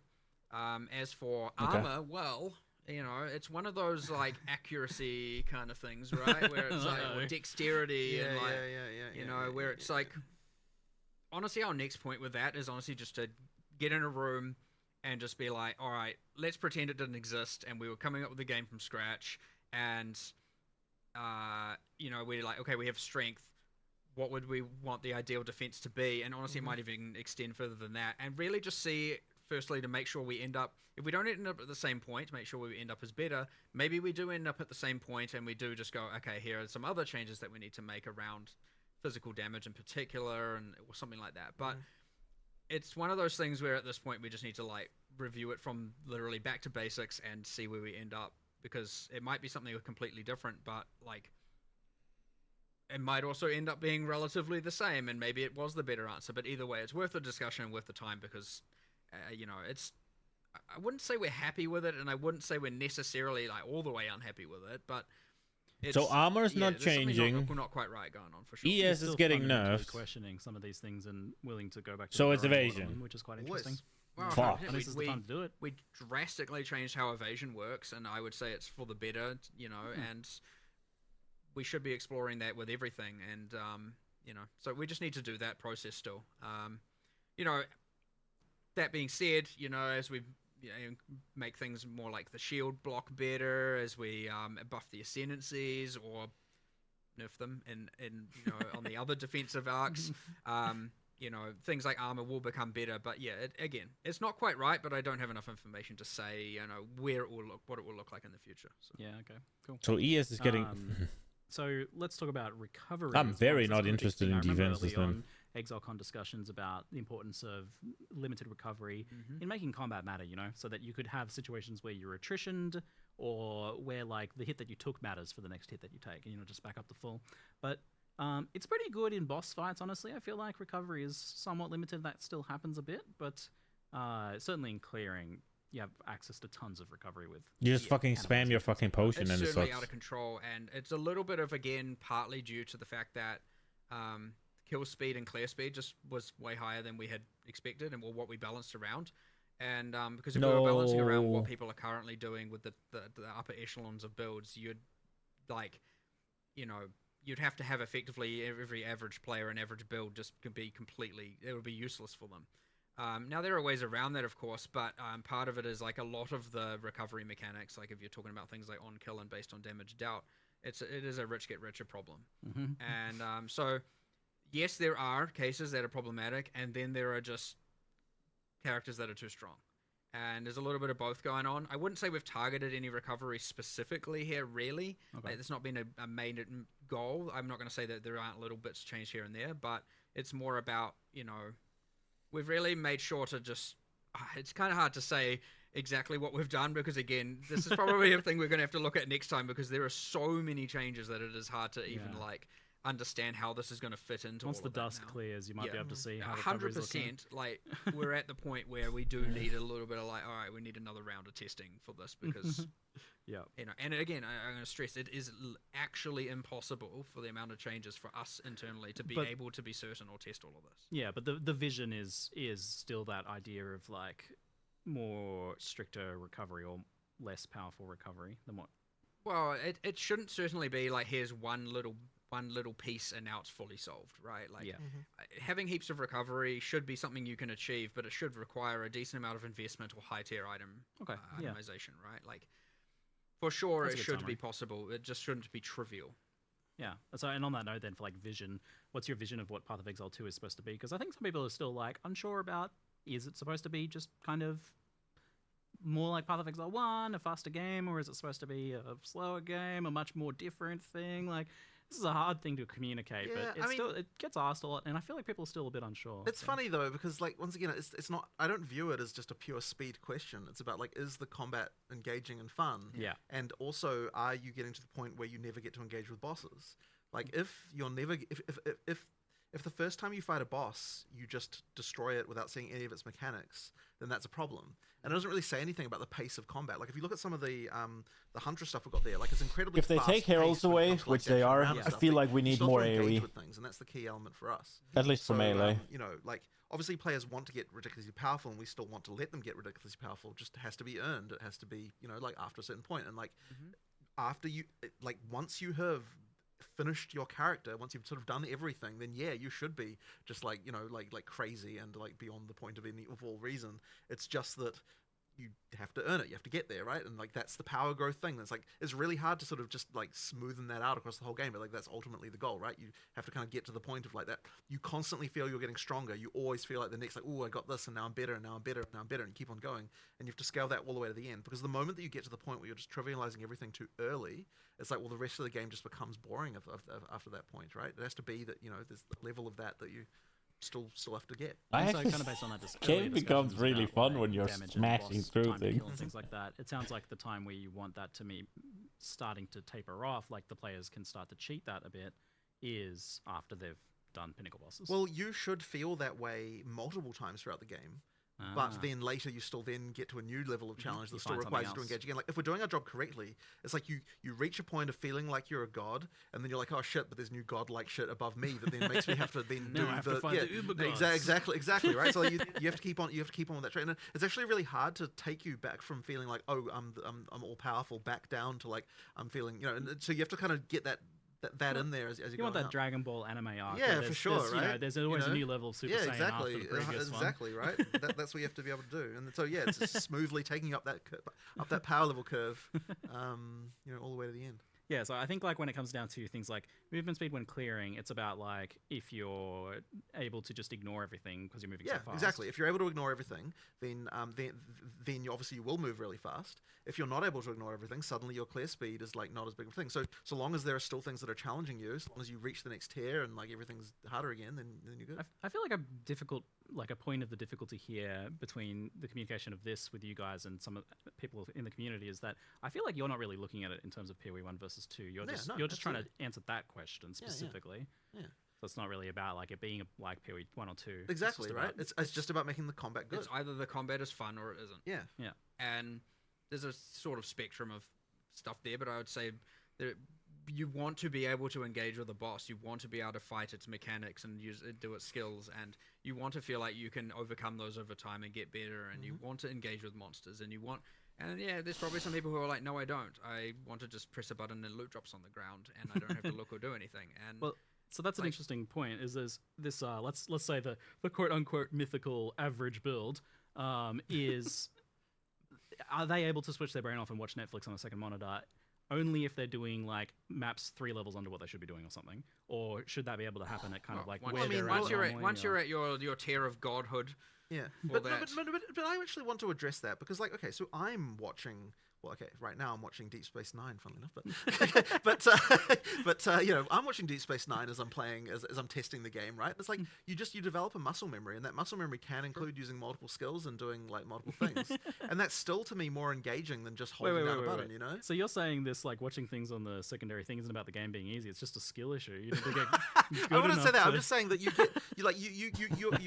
your muscle memory can develop for more than just using a single skill. You just and we've always sort of said that there's this thing where like, okay, sometimes you pause the show, right? Sometimes that happens because you come to a thing that's this is an update to the classic, second monitor. I love how this Netflix friggin' watching something on the second screen has become such a I fundamental know, part it's just, of the community's just grabbed it and it's become a thing forever. But it's been updated now. Like this is the update.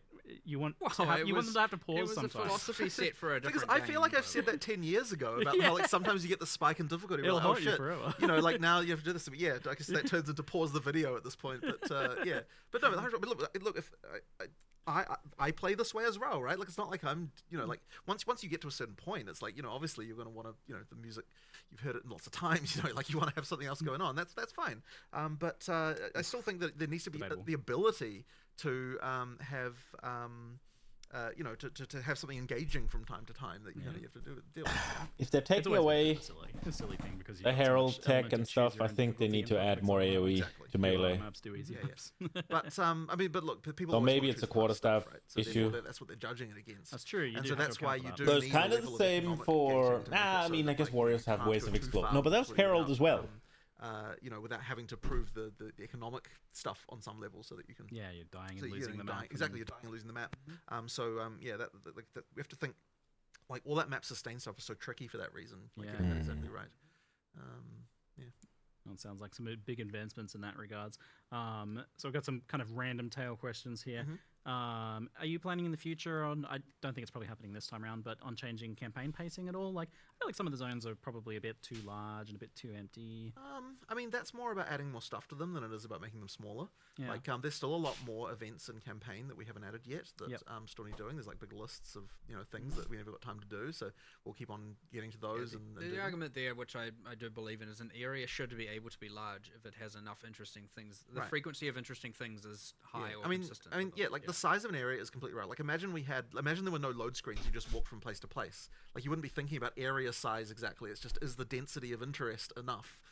You know, like the fact that there happens to be a load screen between one place and the other is not really the relevant long element. is directly proportional to interesting. Yeah, exactly, right? So yeah, so to me, one thing we do need to obviously do, and we have done in some areas, is just making sure that if it is a large area, it's not just interesting things to find as well. It's also making sure there's enough monster variety that way it's not just so repetitive. Exactly. Also, they have to be worth killing. You can't just fucking fill it with monsters. I would say the area is large enough, or you're in there long enough such that there isn't enough monster variance, and so it gets a bit repetitive. But yeah, it's completely true that anytime someone says, "Oh, this area is too large," I'm like, "Well, okay, so what monsters are we changing? What events are we adding? That kind of stuff, right? Because that's the way that you change it around. Like there are areas that are very large that no one complains about because they're stuff they got fine. There's also like there are good. I don't know how many people are gonna play this or how many people stop playing before 011, but like it's worth noting again. Like areas have like the fast travel thing now as well to certainly between checkpoints and there's some of that stuff which I'm hoping again when people start playing from scratch they get to see a lot of the improvements we did before as well and see how they feel about it again. Worth mentioning through campaign we've got both the wisps and there's also strong boxes as well through campaign. Like they feel a little bit different. There's just as you play through you're certainly finding some things you wouldn't have shrines last time. soon. Couple more Shrines. Yeah. The what? Shrines. Oh, shrines. Have them actually in the campaign soon. Yeah. Cool. I think art wasn't quite done right or something like that. Yeah. Well, it might be a bit weird. The ones in the end game, it works a little bit better narratively, but using that asset throughout the campaign, it would feel real random. So it's just a matter of as soon as the art's done, we'll be chucking those in as well. Oh, great! So that could be after release. It would certainly be shortly after. But also like every time we do. Like that we're expecting people to play through again, like we'll probably tweak like which content spawns in different areas and just like fiddle around a bit so that then you play it just feels a bit fresh and things are going on there. Yeah, you kind of got me there. I feel like each of the zones I'm trying to think of that like feel like they're way too big is like they're also just coincidentally empty. Yes. So I guess that is maybe perhaps more it's the issue. It's the exact same problem happens in maps, by the way.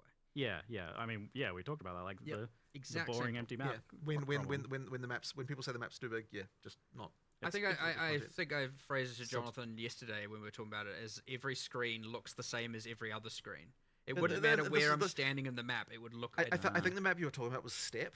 Like we were looking at Step and being like, okay, well, what's actually like. It's a big square. Yeah. And there's nothing going on in it. And even if there was stuff going on, I mean, like it's funny because like it took us a little while to even come to an understanding of like what needed to change there. Because I'm sort of saying like, okay, well, like it's very random. So it's like do you find the cold plains in D2 as to be a boring area because it's ultimately kind of similar. But the answer is well, there's buildings sometimes, and you get like there's just like there's just a little more going on in that way. So like we need to make sure that maps feel that way too when we're doing them. There has been a few pervasive crashes and issues like that. Oh god, yes. Well, I'll tell you what, the entire engine team have basically been entirely focused on that for 3 months, and it's been horrible because. So I mean, it's kind of a long story, and I don't know if I should go into all of it, but ultimately, the issue is that on NVIDIA cards, the remaining issue at least is that on NVIDIA cards, if you're using a driver that's bigger than I think 560 point something, like basically after that point the game crashes, and if you install an older driver than that, it doesn't. If the crash happens in the driver in the GPU, NVIDIA is just like not really much help, and so it's like just trying to nail down what even caused it. It's just so hard when it's like, and the thing that sucks about it is like it won't reproduce on anywhere except production and alpha, and like the moment you look at it, like we can't reproduce it anymore, and yet for some people it happens all the time, and it's just like it's so horrible. And like what we've done.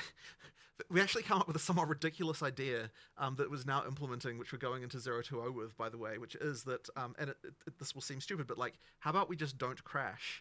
Which you tell me about this. Yeah, exactly. So basically what we do is, what we're now changing it to is that if the GPU driver crashes, what we do is we create a new device and then upload all the textures to that. The game is paused while this is happening, and then it unpauses, and then the game keeps going. And so that is what we're doing to solve this crash. And it's like it's kind of ridiculous that this has to be the solution, because like it's just mysteriously in the NVIDIA driver we have like. And we have tried to find a workaround for this. It is just like so difficult. So that in 0.2, that's what will happen. I don't get it. While we're here, like, do the players have a workaround? Like, well, you can install the driver earlier than. Sure. What about the Vulkan? Does that matter? Yes. Well, but no, not entirely. It does still happen in Vulkan, but it's a bit unclear about that particular thing about whether or not that's less. But I figured it might be. No, it is in the driver. But I mean, yeah, like if you install an older driver, it will go away.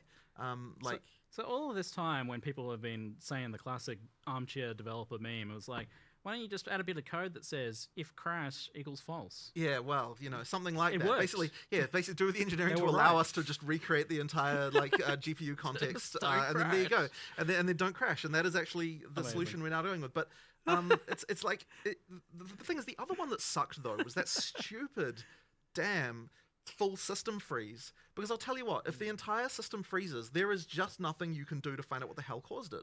Because there's no like crash report, there's no logging, there's literally nothing, right? And it's like that happened. That happened when the Windows November H2 update shipped, and then things just started mysteriously freezing. And my God, that was hard to track down. And you ask Microsoft about it, and they're like, "Oh, we'll look into it," and it's like nothing happens. It's like Jesus Christ, guys! It's so annoying. I can feel your frustration. Yes, is palpable. It's incredibly frustrating because it's like we want nothing better than to fix this shit. So that one was fixed.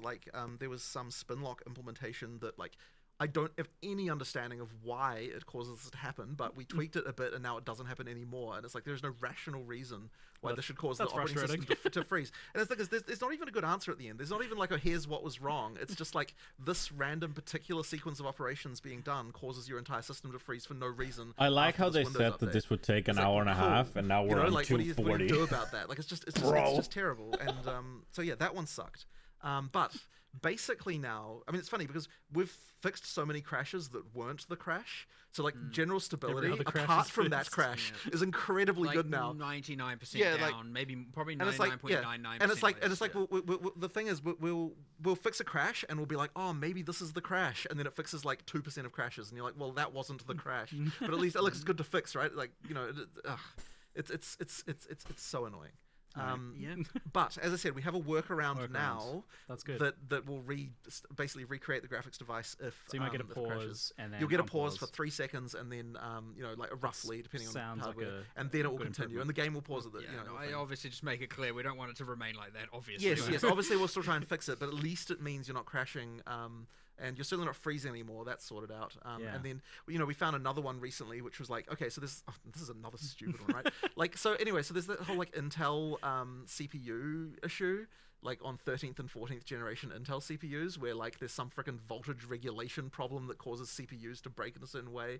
And if that happens, then the thing that will break is that the decompressor will it'll decompress something and one bit of it will be wrong. Literally one bit in there, and then it fails a hash check, and then that just causes the game to crash. And so the fix, it's things like that will happen as well. You've got stuff like that, and it's well, once again, it's it is our problem. We have to fix it because it's affecting real users. But the solution to stuff like that, is just so annoying to find. And anyway. It sounds like you've improved a lot of the unrelated crashes, and you've come up with a good workaround at least. Yeah, at least hopefully. But so that sounds like a massive improvement. But I also just think your obvious frustration is very validating for people who have been frustrated with this. Exactly. But the thing that's the most annoying about it is that all these the engine team who are spending time fixing this, they're not able to spend time working on performance issues, which is something else that we need to be obviously improving over time.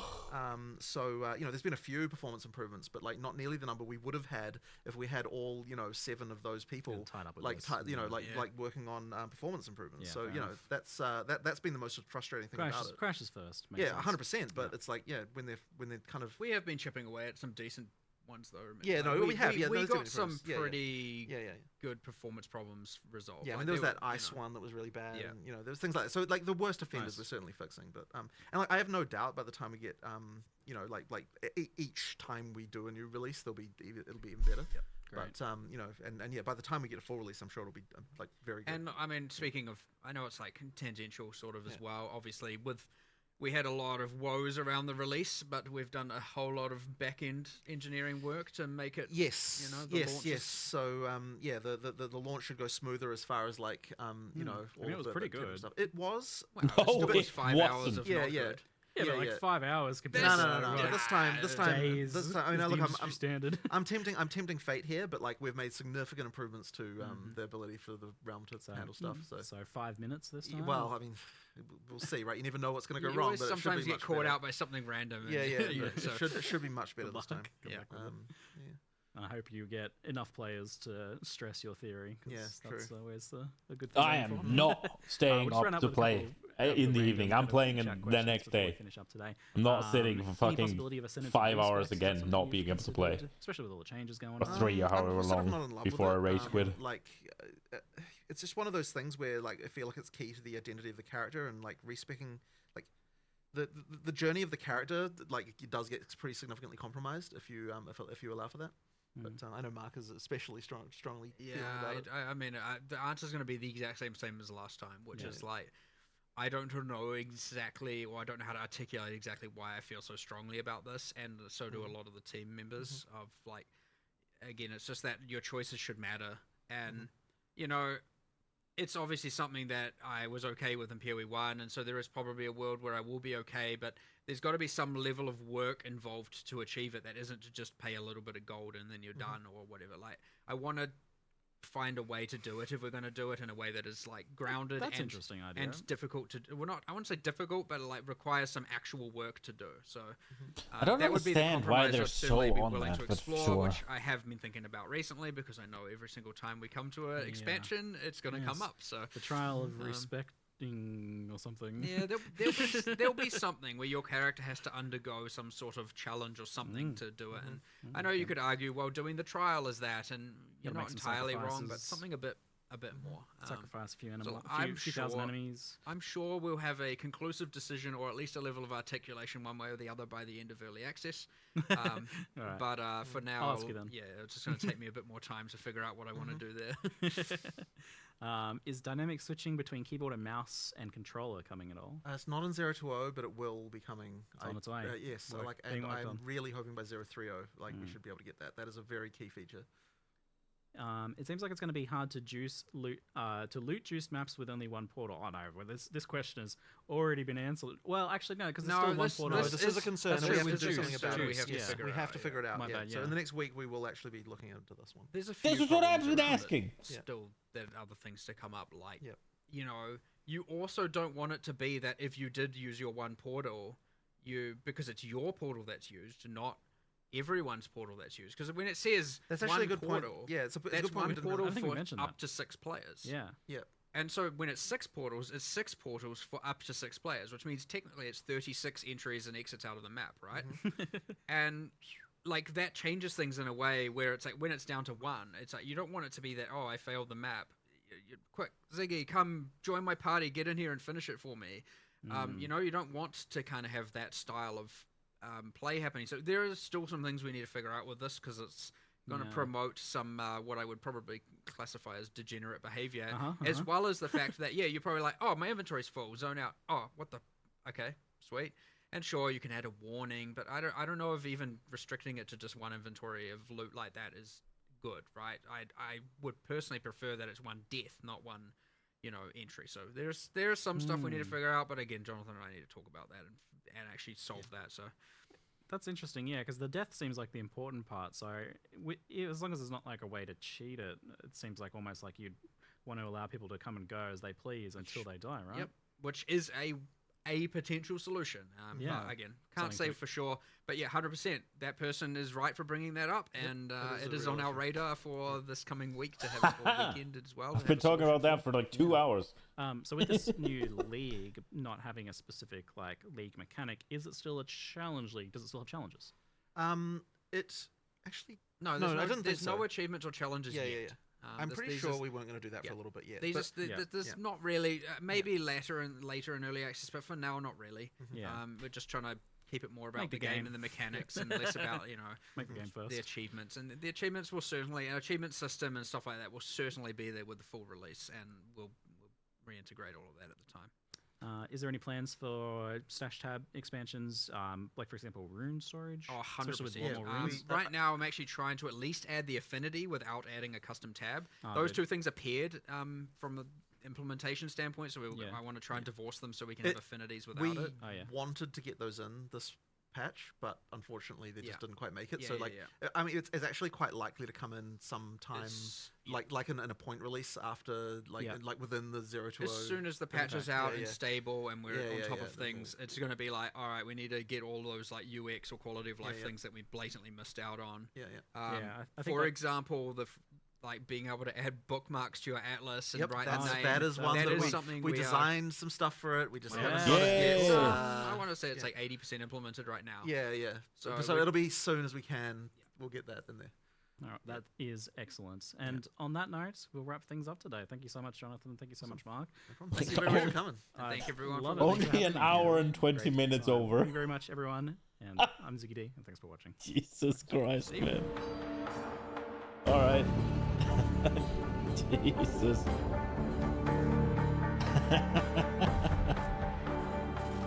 Oh, now it's loud. All right. Well.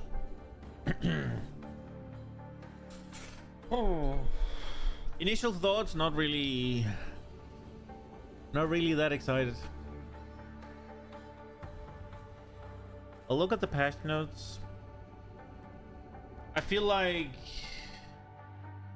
what's happening is the things I enjoy is getting nerfed, and by the sound of it, taking out of the game. And there's nothing really new coming in that I think is cool.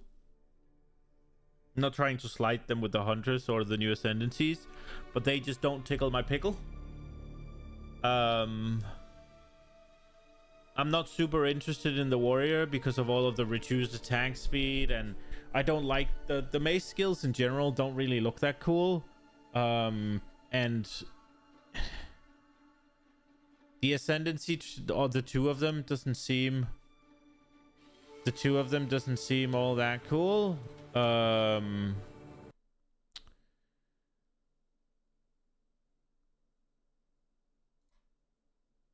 The two of them doesn't seem that cool. I'll have to see the new one for the warrior. The witch is getting a fucking minion cock, right? And the mercenary is getting a party bot, right? Like that. Like, I don't like minions, and the lich is definitely gonna be minions, or it's gonna be like curse dot stuff, and that's not me. And the mercenary is getting an aura bot, essentially, right? Like, buff up your party, right? Buff up your team players. And that's not me either. So it's like, the only real is that if the Huntress look cool. And again, the Huntress was also a bit of a minion cuck, right? Like the fucking raised beast. Although that might be cool, the companion thing. But I don't know.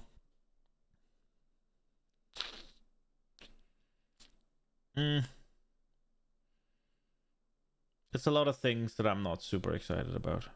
Not saying it's bad or any bad change or anything. They just didn't hit me. And so the things I find cool is the things I'm playing now, and those things are getting nerfed, right? So it's like I have to find something new that's cool that has already been here for like 6 months or 4 months or however long. And that's a little bit of a tough sell, I think. But we'll see when the patch notes comes out. There might be some new uniques that tickle my pickle, and I find something cool, and we'll go with that. We'll definitely look at the patch notes, but for now I'm a little bit disappointed is the wrong word, right? Because they did a lot of the things that I wanted. It's just that the things that came in wasn't something where I'm like, fuck yeah.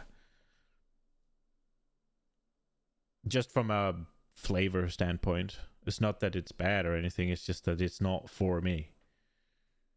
Yeah. No, I wouldn't even say underwhelmed, Concho. It's more like the package that they delivered is for a different type of player than me. It's a package that needs to be in there. It's a package that's cool for theme, and it's something that needs to be in there for an ARPG. It's just they happen to only include things that aren't really cool for me, right? Like Obviously, an ARPG has to have a minion build. I just don't fucking like them. And that's what they added, right? Obviously, there has to be some party functionality, right? Like that one class or two class or whatever, those mechanics to really beef up your party and be that support player. That's just not me.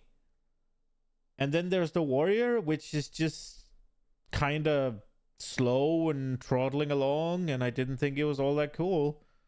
And that's the third one, right? And then they add the ranger, and it seems very fiddly. It's like they just happen to hit 4 things that are just for me. But I mean, the ranger is cool, right? Like all of the jumping back and forward and launching a bunch of combos, it just seems very fiddly and like pop down this little wind thing, stand in it and throw around. So you're standing still now and you're making a stationary effect that's not very large, and you're standing there swinging a couple of times to make it larger, waiting for mobs to come to you so you can jump out of it and explodes. Fuck that. And then you can make it bigger, and then you can shoot little fisty tornadoes out. If I wanted to do tornadoes, I'd play fucking Barbarian in D4, right? Like, and she's very mobile, dashing around, but it's a lot of dashing backwards, which is cool in a boss fight. I'd like it for a single target kind of playthrough, but for mapping, it looked a little bit eh. The only thing I'm kind of excited about is the lightning spear chuck. That looked fucking cool. There is something about taking advantage of the ground effect, but again, it's so fiddly because you're taking so many things that are immovable, that are just stationary objects or stationary effects. So things has to come to you, and I don't like that. That's not for me. We'll see though. We'll look at the when the patch note comes out. We're gonna look at all the things. There's gonna be a whole slew of things. The ascendancy trees might swap it up. There might be something I'm interested in. There might be some sort of unique that they release where I'm like, fuck yeah, let me get that. Stuff like that. We'll see. I was hoping that there'd be some spear skills where I'm just like, fuck yes, that is cool. And there was the one where you leap onto them and it's a big bam. But in order to do that, you have to fucking chuck spears on the ground. And again, now we're playing the whole like stationary, explode that area. And it's like, if I'm chucking like 5, 6, 7 spears out, I want them to die by chucking out the 7 spears. I don't want to tickle. Big explosion. It's too slow. I don't want that. I don't want to play that. It's just... If I'm going to do any of that fucking build-up, it needs to kill screen. Now I have a big build-up. Annihilate unique or rare or whatever, right? Like, if I'm doing any build-up, it's like that. I don't want to fucking build up to kill just every group of monster. If you have to build up like that to kill your maps are going to take 15 minutes, and I do not want to play that. Yeah, we'll see. They're nerfing the Herald stuff. I'm really enjoying, but maybe they're just going to nerf the interaction between Herald of Thunder and Herald of Frost or Cold or whatever it's called. Herald of Ice. Maybe they're just going to nerf the interaction there, and they're going to keep Herald of Frost powerful with the ring, but I don't think so. Because apparently you can get moderately the same effect by just using the ring. Well, yeah, I don't know. It's a little sad. They just missed my personal flavors and like the flavor that'll tickle me. They just missed my personal taste.